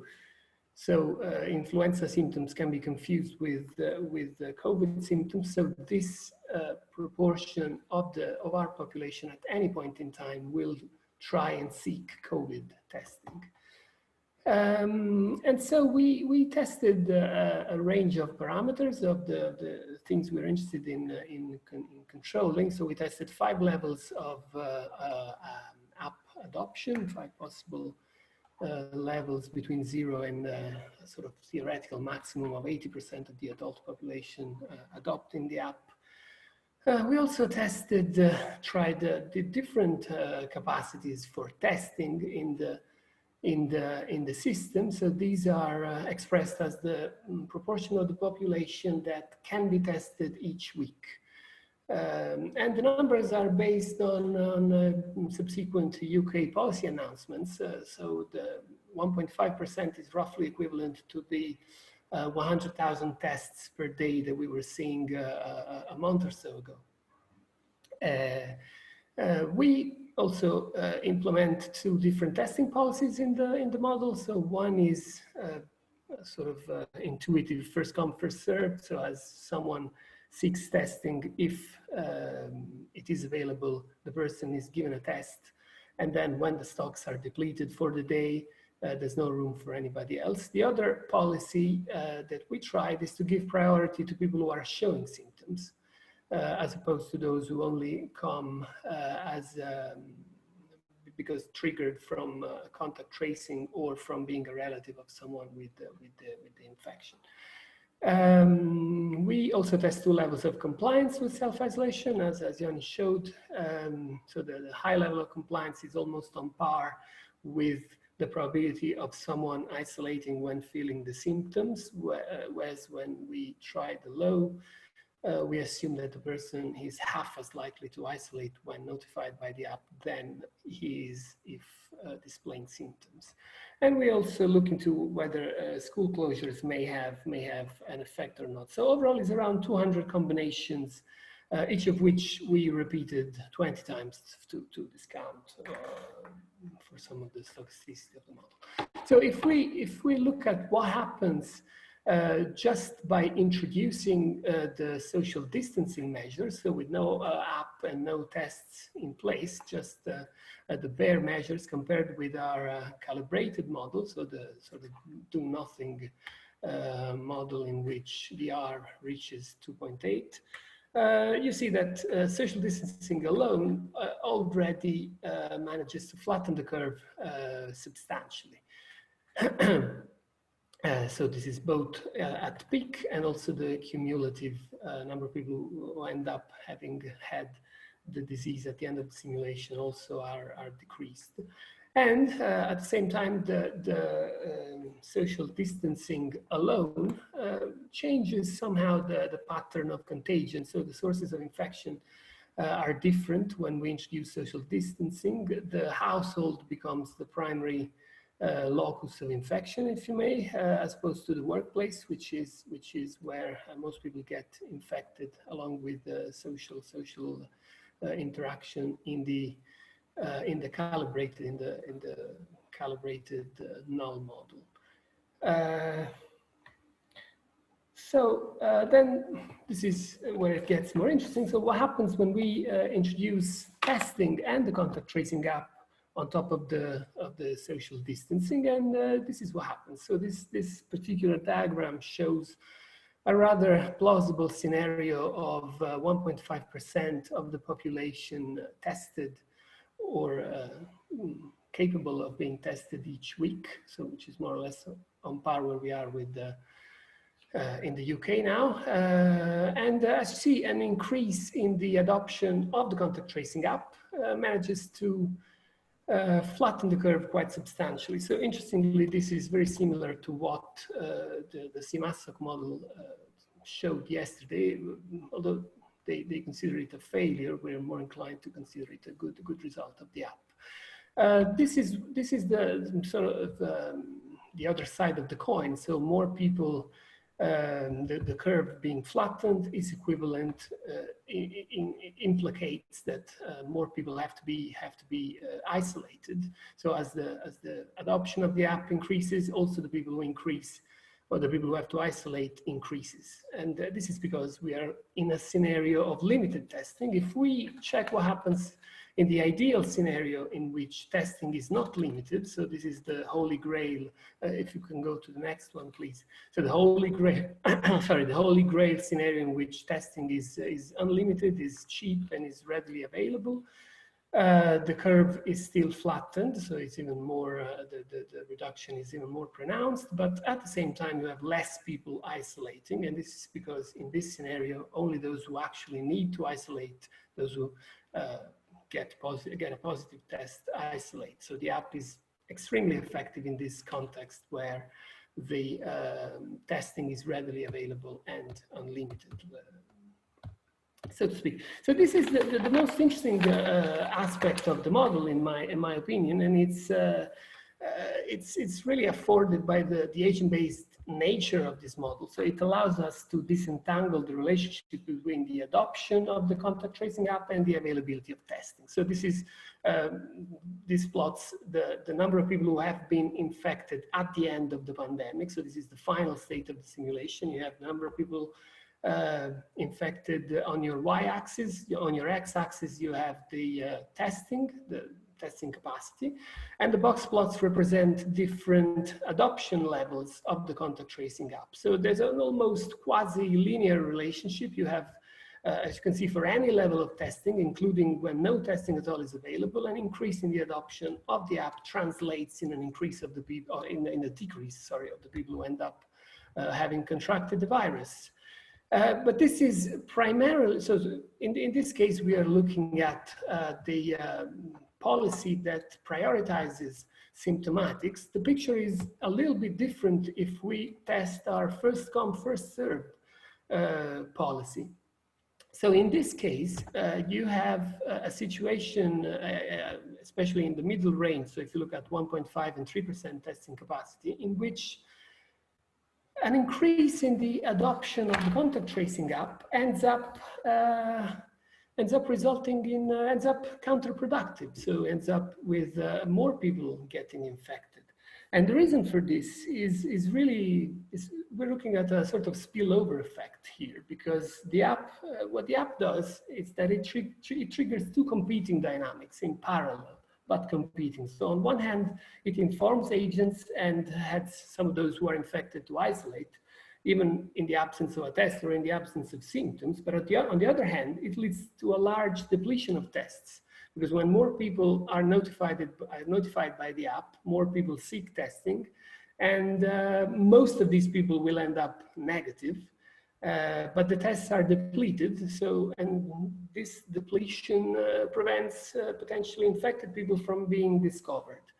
So I would say that the main finding of this model is that the policy by which people are allocated testing is extremely sensitive, extremely relevant, and needs to be looked into. So we don't have time for the next one, I would say, so we'll never know what the impact of school closure is. Let's move to the conclusions. So the adoption of the app seems to be effective in reducing the transmission in our model. It also happens when no tests are available, and especially when sufficient tests are in place. But the testing policy becomes crucial in case of a limited amount of tests, where we have seen it could be even counterproductive. Another finding which is important, that for any level of adoption and any level of testing capacity, from our model, the R is always above 1. So the virus does continue to spread to some extent. So adoption of smartphone-based contact tracing can provide a mitigation in the epidemic, but not complete suppression.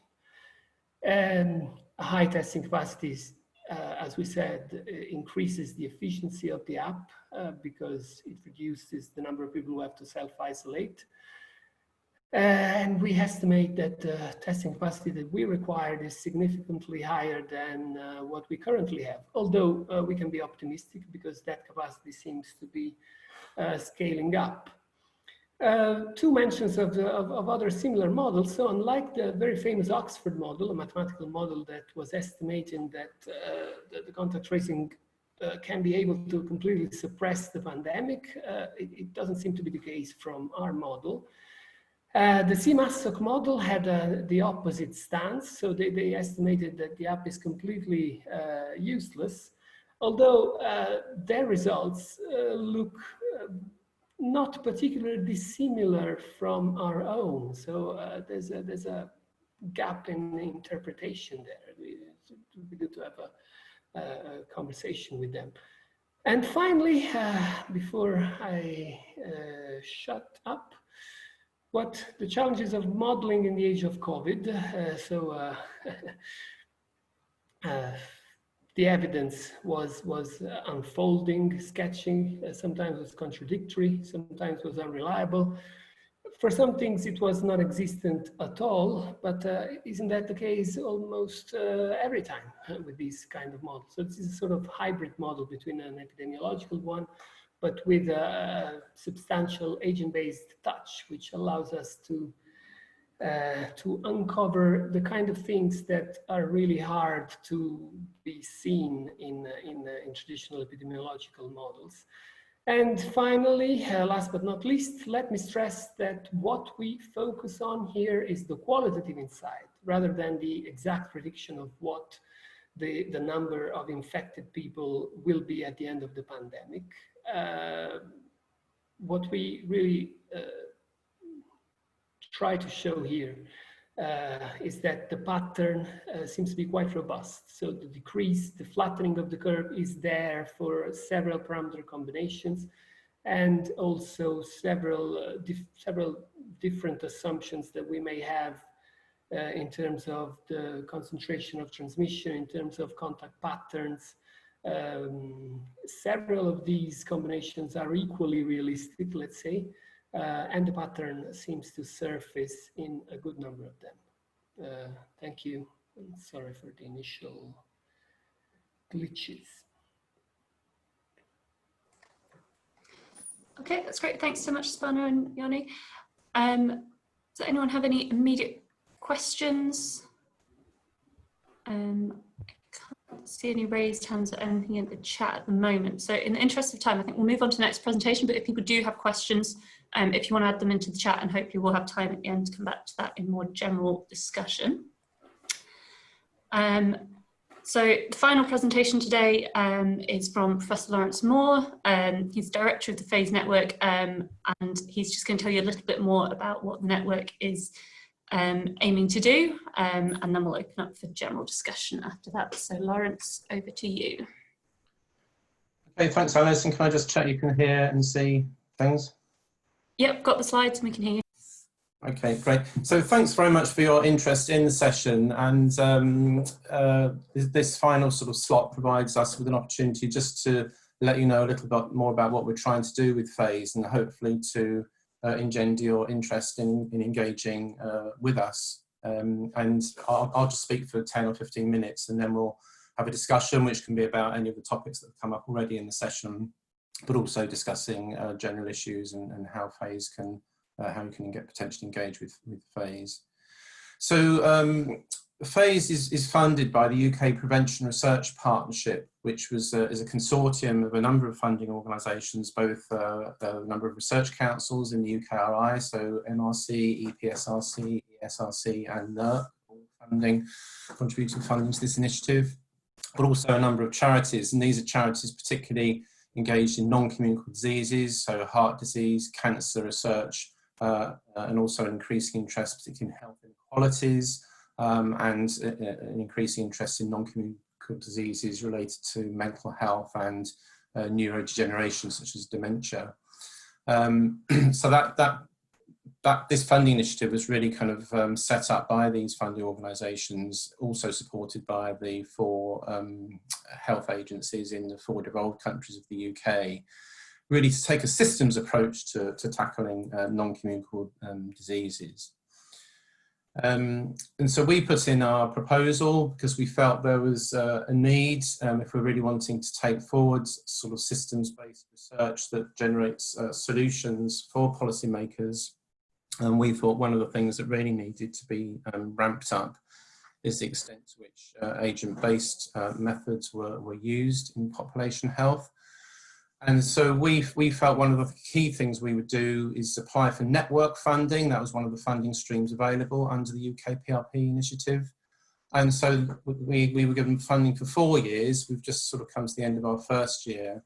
And really what we want to do is to bring together both public health researchers and expertise with experts in simulation, so particularly people from other disciplines, and we hope many of you are involved in the session today, so that we can really sort of get together teams that can develop really useful research that translates into policy and practice, that uses agent-based models to really help decision makers, and we really want decision makers, evidence users, to be part of the work of the network and part of the projects we take forward to really help address many of the complex challenges related to tackling non-communicable diseases. Now, one thing that's come up already in the questions is that whilst the whole UK PRP kind of initiative, including phase, was really funded to tackle non-communicable disease, and those of us involved in phase have always focused on NCDs. As you would have seen from the presentations today, COVID has been a shock to the system. It's changed everything. So 2 of our presentations today have focused very much on COVID, and indeed any decision maker working still principally on population health issues concerned with cardiovascular, mental health, cancers or health inequalities, for example, they can't do that in ignorance of COVID. So the focus on non-communicable disease is not kind of immutable, and we very much recognise the interactions between NCD and many of the principles, but also some of the realities and impacts of communicable disease, particularly, of course. Yeah, Lawrence, yes? we're losing you a little bit there. You're kind of fading in and out. Okay, sorry, I'll try and hold the microphone a bit closer to my mouth. Thanks. So a number of the presentations have already identified some of the challenges of applying agent-based models to modelling non-communicable diseases and contributing to prevention efforts. Those that we identified when we put together our plans for phase are those that I present here. I mean, really, we're wanting to try and develop ABMs that have an appropriate balance between being tractable and useful for decision makers, but also, of course, the whole reason we're using an ABM approach is to try and capture some of that complexity and some of the realistic kind of tensions and interdependencies between different agents in the systems and between individual and group and population processes. Another challenge in population health for taking forward ABMs is just the lack of simulation skills, the lack of capacity in the field. And that's why we recognise, and why one of the things we really want to do with Phase is to attract experts from other disciplines who've got a lot of experience and knowledge of developing and applying ABMs to complex social situations, to try and get more of them to help us tackle some of the public health issues. And as Rich mentioned earlier, there are some carrots we have. I mean, health research tends to be better funded than other areas of social science research, for example. So there are quite a lot of opportunities for us to get funding to tackle some of these issues with an ABM simulation approach. Another thing we want to do within the public health kind of discipline is to try and improve the extent to which ABMs are published and recognised as being important high impact publications. And some of that relates to how we report ABMs, but it also relates to changing some of the cultures amongst editors, etc., of journals. So we want to reach out to that group as well and impact on them. And another area that has come up already in a couple of presentations and questions is that, you know, there still isn't any kind of clear standard for supporting how ABMs are taken forward and reported, and this was an area of work that we thought we could usefully contribute to, because it would need to be improved, particularly within the medical literature, where for any other type of kind of study design there are very kind of clear standards of how research should be conducted and reported. And then, of course, finally, a challenge that's again come up already in presentations and discussions is the importance of having good data available. I mean, clearly many ABMs can be taken forward and produce really useful results, particularly the kind of like qualitative results that Stefano has mentioned, and ABMs help with our understanding and theory building. But equally, again, to really sort of persuade decision makers and to be confident in our models, it's clearly going to be helped by having better data, and that's a real challenge for us. So Phase has that overall kind of aim of developing that community of practice in public health, but really, as I say, including certainly researchers from other disciplines joining us to help us with this challenge. So that's our main kind of overarching aim. Specific objectives, we really want to sort of, by the end of the 4 years, sort of help develop multidisciplinary research teams that are focusing on addressing particular population health challenges. We want to support methodological innovation. We want to make sure that research programs are kind of co-developed between research users, decision makers in population health, and working with ABM specialists and population health researchers. And of course, the ultimate kind of objective and goal of what we're doing is to really provide evidence to enable change within complex systems to kind of reduce the impact of non-communicable diseases on health and health inequalities. Just briefly, I'll go through the kind of network plans we came up with in our submission that were funded, and some of these have been quite substantially disrupted in our first year, of course, by the COVID pandemic. We had plans to run some events, particularly we had a few events we were going to run over the summer. These were going to be face-to-face events, which is an important way of building up a new community of practice, is to hold these kind of events, and some of them are going to be organised around discussing particular challenges in non-communicable diseases and how ABMs could maybe help. And then others were going to focus more on ABM methodology and how public health challenges could really sort of help people take forward some of the methodological issues in ABMs. But these events were all kind of cancelled, and equally many people are very, very busy, particularly our evidence users are really, really just very, very busy dealing with COVID, etc. So we're developing alternative ways of reaching out to new audiences, one of which, of course, is today. We're very pleased to be able to offer this session today to help a few people become a bit more aware of what we're doing and attract you, hopefully, to working with us. Another area of work we plan to do is just kind of increase the extent to which population health researchers are aware of training opportunities to improve their skills and understanding of simulation approaches in general, but agent-based modelling in particular. That includes our plan to develop and deliver an agent-based modelling for population health short course, and develop a curriculum for that course, which could be used by others. but also just to act as a kind of a clearing house and make sure people are aware of where they can get training. Two other areas which we thought we would want to make an impact on, although we have limited funding, so we can't drive this forward entirely by ourselves. One is to sort of try and improve the extent to which there is better guidance on good practice around how models are developed, thinking about whether the ODD protocol can be optimized for health-related simulations.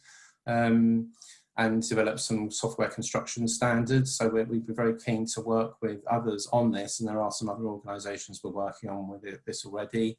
And similarly, we thought it would be useful to sort of see what could be done to have develop a model repository and registry. So we're working with OpenABM to establish a place and space and guidance on how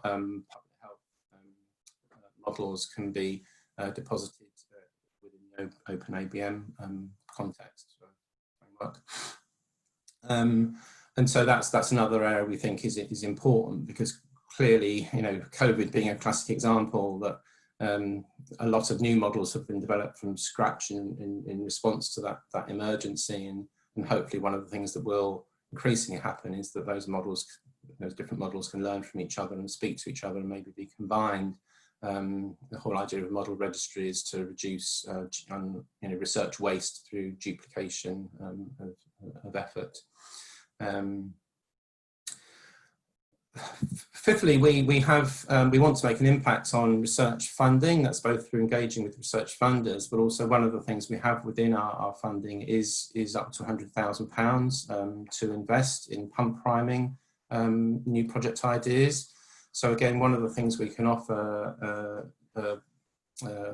researchers and other organisations who potentially are interested in developing an ABM is that we will be having a competition in which teams can get together, hopefully being good interdisciplinary teams, and we can offer pump priming to get the thinking and maybe some of the programming off the ground.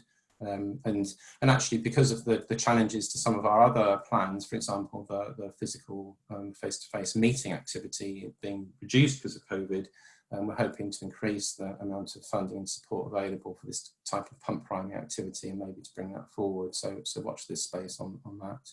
And then finally, there's a work package where we develop the communications within and the network, and of course our website and social media presence, etc.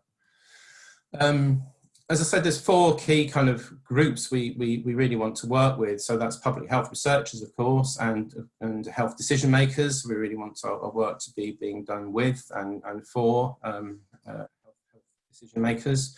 But a really crucial group that we want to work with and involve in our general network activities, and certainly in the projects we take forward, is existing expertise in other disciplines and contexts who can help us take forward this project. So we do really want to work with others who perhaps haven't worked in public health before.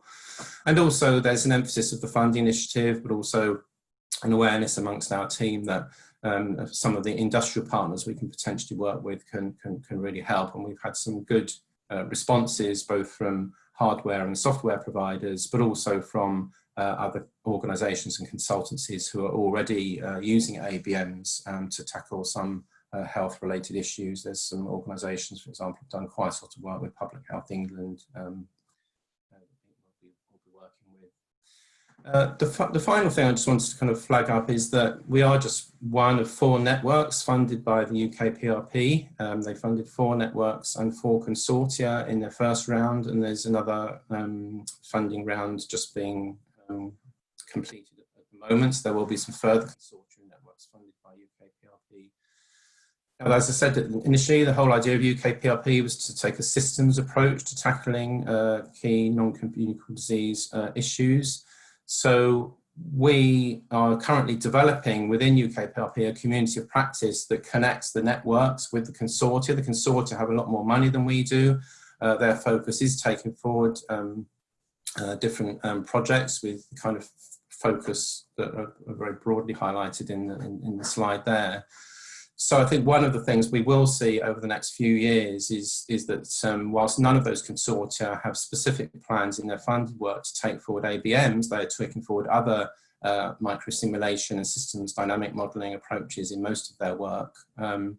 I think there's quite lots of interest from them in taking forward ABMs, both with us and hopefully with some of you who are involved in this discussion today. So there will be opportunities being developed in terms of identifying tractable issues that can perhaps really be helped by taking an ABM approach forward. So we very much look forward to working with them, but potentially with some of you in taking forward some of the tractable ABM project ideas that will come out of the broader UK PRP community of practice.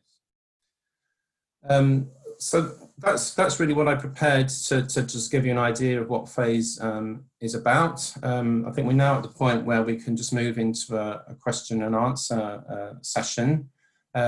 What I've done is sort of put this slide up. It's a bit busy, so it's got our logos, it's got our contact details, so it's got our website and our Twitter handle if you want to find out more about phase and engage with us more.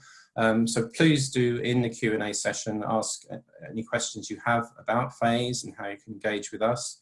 What I've also flagged up there is some, just 4 questions that we might want to discuss if there aren't any other questions from the floor. And I've flagged up questions that have already been raised by Alice, Zainab and Robin that we might wish to return to. So Alice, I don't know if you want to kind of chair that discussion or whether I'll kind of see if I can moderate that.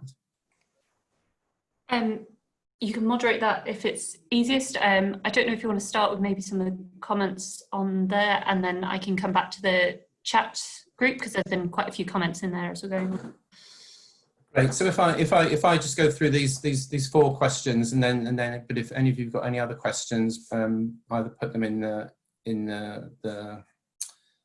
the chat or put your hand up if you to ask a question, and maybe Alice, if you can monitor that, because I'll be focusing on these. So I don't know if anyone involved in the conversation, whether that's any of my colleagues in phase or anyone else, wants to kind of offer any response to Alice and Zainab. So they both ask slightly different questions, but really I've summarised it. How do we get policymakers and decision makers interested in taking an ABM approach? And so often, I think, as Alice put it, decision makers want a really quick answer to a very kind of specific question, and therefore perhaps they're not, it's not easy to persuade them to get involved in a much more complex approach and a much more longer term approach than developing an ABM would apply. I don't know if any of my colleagues, I mean, Rich and Jen, you both have already responded to one or other of these questions. Would you like to say a little bit more? Yeah, thanks, Lawrence. I'm happy to. It's a really great question. You'll have seen my response in the chat. I guess just to emphasise that so far in my experience, I guess we need to not use the word policymakers and decision makers as an umbrella uniform term, because they do differ. And certainly my experience is that clinical decision makers and policymakers have a different kind of approach to evidence to perhaps more general civil servants and political decision makers. So far, I have to say, in Scotland and to less extent in the UK, we found the door open. And I think once people understand what an ABM is, they've maybe had some examples of a successful implementation, and particularly if it's something they can get their hands on and play with, it's well visualized. They understand what kind of evidence it contributes. And certainly I've never had anyone say, oh, well, that's all we need to do now. But I've certainly had people say that this looks interesting and they want to know more. So I think explaining the timescales and the difficulties and the fact that this isn't some crystal ball that will enable them to imagine all kinds of urban landscapes or healthcare system designs and instantly know if it's going to be successful or not. I think you have to kind of limit expectations. We found people ready and willing to hear. So for us, I think it's been perhaps more positive than we expected. I hope that helps. Yeah, thanks, Rich. And Jane, I mean, you gave a really good answer to Alice's question. I don't know if you've got anything further to add around that. Thanks, Lawrence. I don't really have anything to add. I'd agree with Rich that that the door is kind of more open than perhaps it appears. I've been involved, well, before COVID made things a bit more difficult.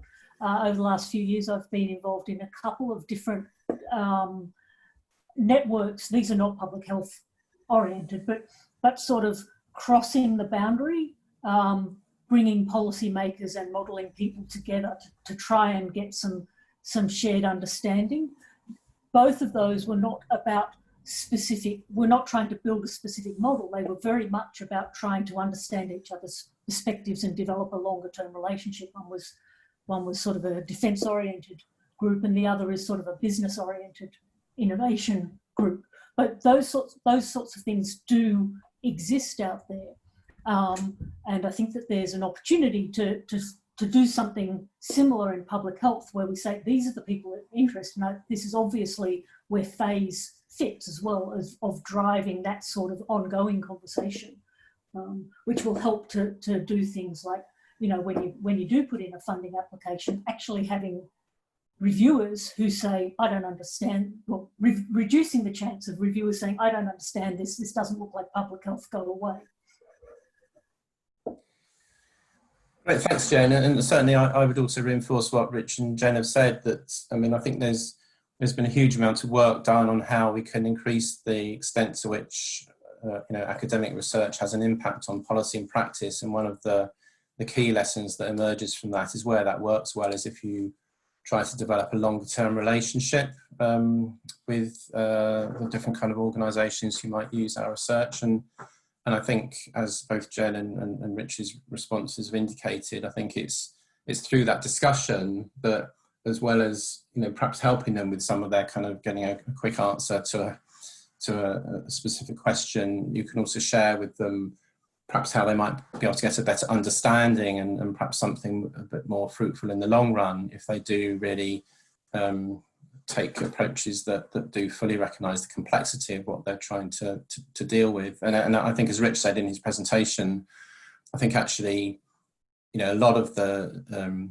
decision makers out there fully recognise the complexity and interdependence of so many different things, and are increasingly recognising the lack of utility of more simplistic kind of research approaches. And I think it's with decision makers and policy makers or clinical decision makers that we're often more likely to get more traction currently than perhaps some of the more conservative organisations in the whole research funding ecosystem. For example, the research funders, which is why UK PRP was refreshing, because it is a specific multi-funder initiative to promote systems-based, more complexity informed research. I don't know if there's any other reaction to that particular point, Alice, that you've picked up in comments. No, nothing on that particular point in the chat at the moment. Right. What I thought I'd do, I'm not sure, I can't see because I'm still sharing my screen so people can see these questions. I can't see if Robin is still online. I mean, I think it was quite useful, the questions you raised earlier. Thanks, Robin. I don't know if you want to say any more about that, and just, you talked about scalability, both, you know, I guess that's in scaling up and scaling out, but then I guess it's also relates to your other related point about extension over time, which is sort of scaling models to work over a long kind of time period. So how do we get our kind of like our toy models, how do we sort of develop them up? What you said at the end there, Lawrence. Can people still hear me? Yes, I can hear you, Robin. Sorry about my microphone. Yeah, so would you like to comment any more about that, or ask us anything more specific? Can you hear me okay? Yes, I can hear you, Robin, yeah. Okay, sorry, I had a bit of a disruption to my connection there. I didn't quite hear the end of what you said. Sorry, Robin, you just raised earlier two slightly different but obviously highly interrelated issues about how we scale up and scale out ABM, so how we move from a kind of like a toy model based on a very specific context and specific kind of theory or set of data, how we do that, and also how we deal with the dynamic time-changing aspects of reality. Is there anything further you'd like to comment on that or ask? Yeah, I mean, I think it's a real challenge. I think it relates particularly Jen's kind of call for mechanisms is that if we obviously there's a whole plethora of different mechanisms that we might consider, and we'd like to understand which ones are important, because if we want to guide intervention or policy, then we'd like to connect it to those essentially, and kind of in finding empirical evidence that can inform what the nature of those mechanisms looks like, I think is going to be important. And I think that the challenge for ABM, because the interaction mechanisms are important, is kind of where the information comes to guide that, like where we're measuring targets in the system that can help with that. And in my own work, that's been quite challenging. So I'm involved in some agent-based modeling work in the US, and we've done quite well at imputing synthetic populations, even over quite long time scales, 30, 40 years. But the networks is something else. We've got two data sets in the US, general social survey, that tell you something about ego networks widespread across the US population. But if you're interested in mechanisms that are rising through interaction, like contagion mechanisms, influence mechanisms, which certainly have been postulated as important to population health and health behaviours, then kind of informing those is challenging. And I'd be really interested to hear kind of people's suggestions and ideas around that. I don't think it's an intractable challenge, but I don't think there's much longer, other than the micro scale studies, like the sort of stuff that's gone into the RCNA that Jen mentioned. There's not a lot of longitudinal data on this, and so I'm kind of interested to know broader perspectives on it, because it's certainly something that's got me scratching my head about how we support particularly chronic disease. If you look at UKPRP and British Heart Foundation, Cancer Research UK, it's chronic conditions. Yeah, there can be an interaction with more acute things like COVID, but fundamentally there's still some longer term exposures to consider. Okay, thanks, Robin. Is there anyone specifically wants to come back on that point?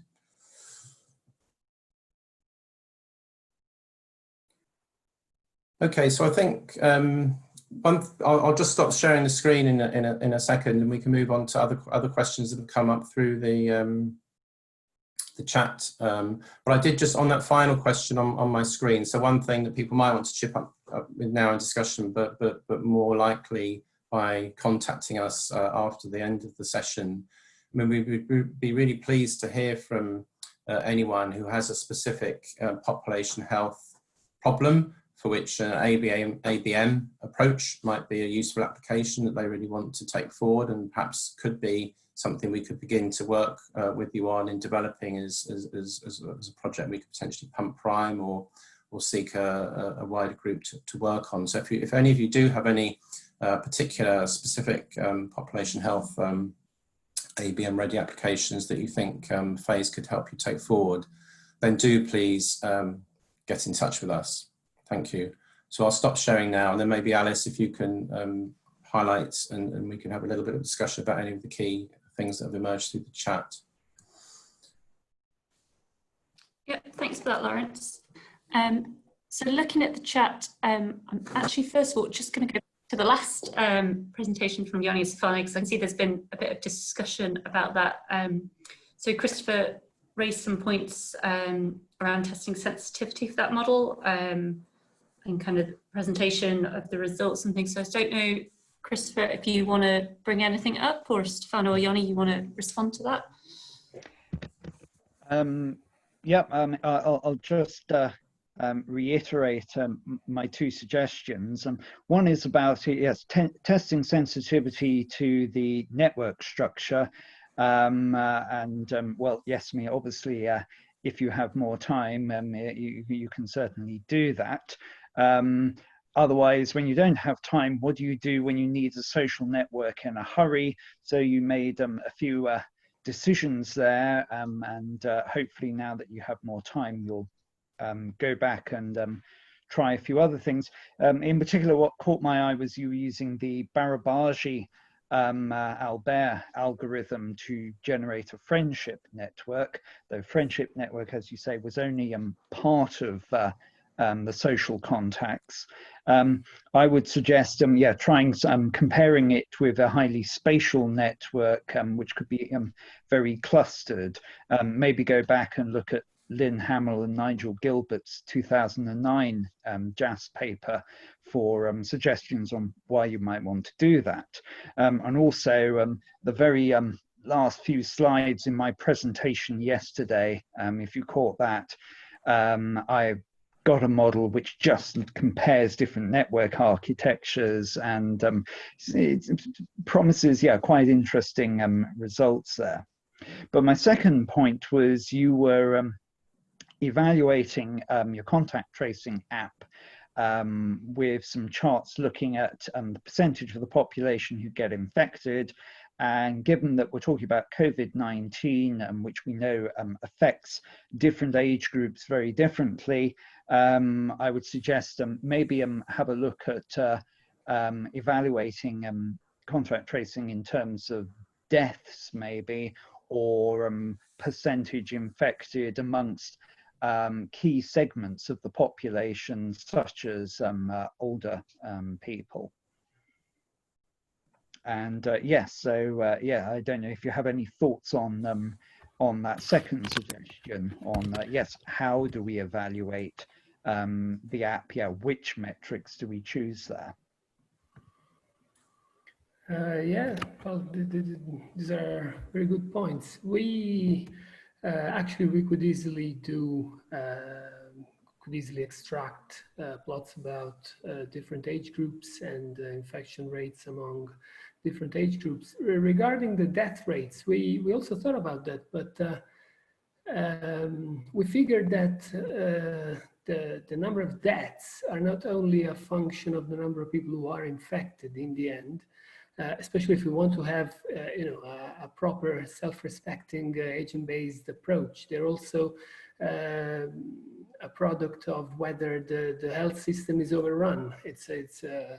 And then there's also the issue of people withholding visits to the doctor and the rest of it. So we figured that instead of putting there, instead of talking about deaths, we'd rather go for the infection rate, because that requires a wider, let's say, take on all the implications of the disease. So if our project goes further, we would definitely incorporate some of that. Regarding the network topology, yes, your point is very is crucial, I would say. One thing is that, so we called it friendship network, but what we wanted to do with that network was really to represent the wider range of social contacts that someone might have. So it's not a friendship network in the strictest sense. It's more, we wanted to represent, the number of people that someone meets when they go out at night. And so we thought that the Barabash model was more appropriate to represent the fact that some people go out a lot and meet a lot of people, whereas some others are gamers and they stay at home a lot. But yes, experimenting with other topologies and densities is definitely something to go with. And the other thing you'll be able to do soon is there'll be more and more data available that's come from contact tracing apps around the world. So we'll actually get to find out whether any of these social network models we've been using actually looks like real contact data. I mean, as I said yesterday, I've looked at Stephen Kistler's data and done something very, very crude and simple with it so far. But the result looked nothing like Barabashi, Albert, spatial networks, or any of that. So yes, very soon, when we start using real data, we may find, no, actually, all our network models were wrong. That's a possibility. Yeah. Although I guess if they really keep the promise of privacy in the contact tracing model, we won't be able to distinguish between the contacts that we see in the network, whether these people are at home or they are just random encounters on the tube, or these are more well, it depends on the degree of freedom that researchers will have to explore. That's correct, yes. If we don't know where the contacts take place, then we don't know how the contact network changes once we start closing places, closing schools and so on. And also the problem with the Kistler data is they can't tell us the ages of these people, which is obviously another key factor. So I think the Kistler people, they probably have access to that data, but they obviously can't publish it. They can only sort of make some contact matrices or something, give us aggregate level statistics there. Yeah. Well, to be honest, from what they told us, at least I've been looking into the Italian app. Those data about age and location and the rest of it shouldn't be anywhere really. So shouldn't be in the app at all. But yeah, obviously we don't know. Thanks both. And Jen's just posted a link to one of those papers that you're mentioning in the chat, and I think Robin's also just put a link to another paper that might be useful to inform that discussion as well. So there were a couple of other comments I was just going to flag from the chat. So a question, I think from Robin again, just coming back to the phase network now, about timings for the pump priming competition and whether it's limited to network partners, network members or others. So Lawrence, I don't know if you want to respond to that.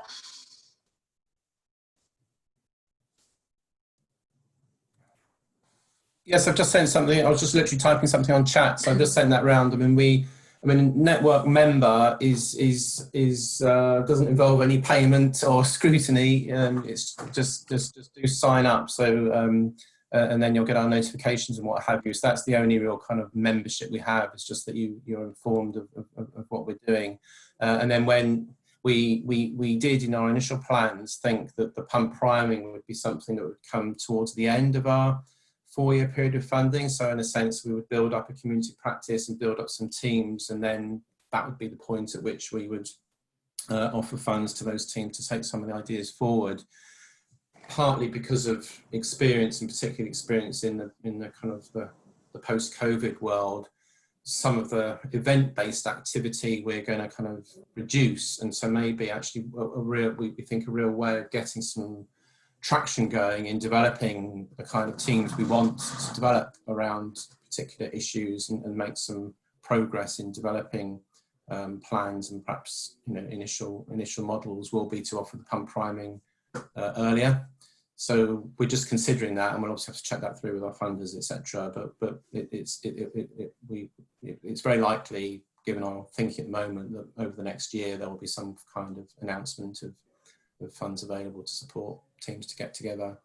I mean, the other thing, just for you, Robin, and one of the things that I'm hoping UK PRP as a funders consortium will do is make some funds available within the UK PRP consortia and networks to take forward ideas that cut across the different funded kind of entities within UK PRP. They had said that they would potentially do that, but there doesn't seem to be a specific plan at the moment.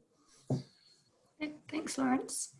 And then another comment I'm just going to flag, hopefully people saw it in the chat, but if not, just highlighting this. So Eric Silverman is one of the people who is leading the networked activities around developing good practice and documentation. And he just said to get in touch if you're keen to kind of take forward any of that work, or if you're already doing work there that we can work with you on. So Eric, I don't know if you have anything you wanted to add to that. Just wanted to flag that. Yeah, I mean, just basically to say that, it's a complex issue, and a lot of us are using different frameworks, different methodologies to build models. So we're keen to get input from people who are using different kinds of modeling frameworks and working in different disciplines, so we get kind of more complete discussion about how we might collectively develop better ways of documenting and disseminating our work. So like I said in the comment, just send me an email if you want to get involved in those discussions with us. Okay, thanks, Eric. I think, unless I've missed something, that's most of the comments from the chat for discussion. So unless anyone has anything else to add or wants to put their hand up to raise any other points. No, unless someone's typing furiously right now. So I think that probably just about brings the session and the discussions to a close for now. So I just want to say a huge thank you to all of our presenters today. You've all done a fantastic job and hopefully inspired some people around ABM's public health. Also, thanks again to the Social Simulation Week organisers, and thank you very much to our audience who have stuck with us for nearly 3 hours. So thank you very much. And yeah, please do get in touch if you're interested in working with us in the future. Thank you.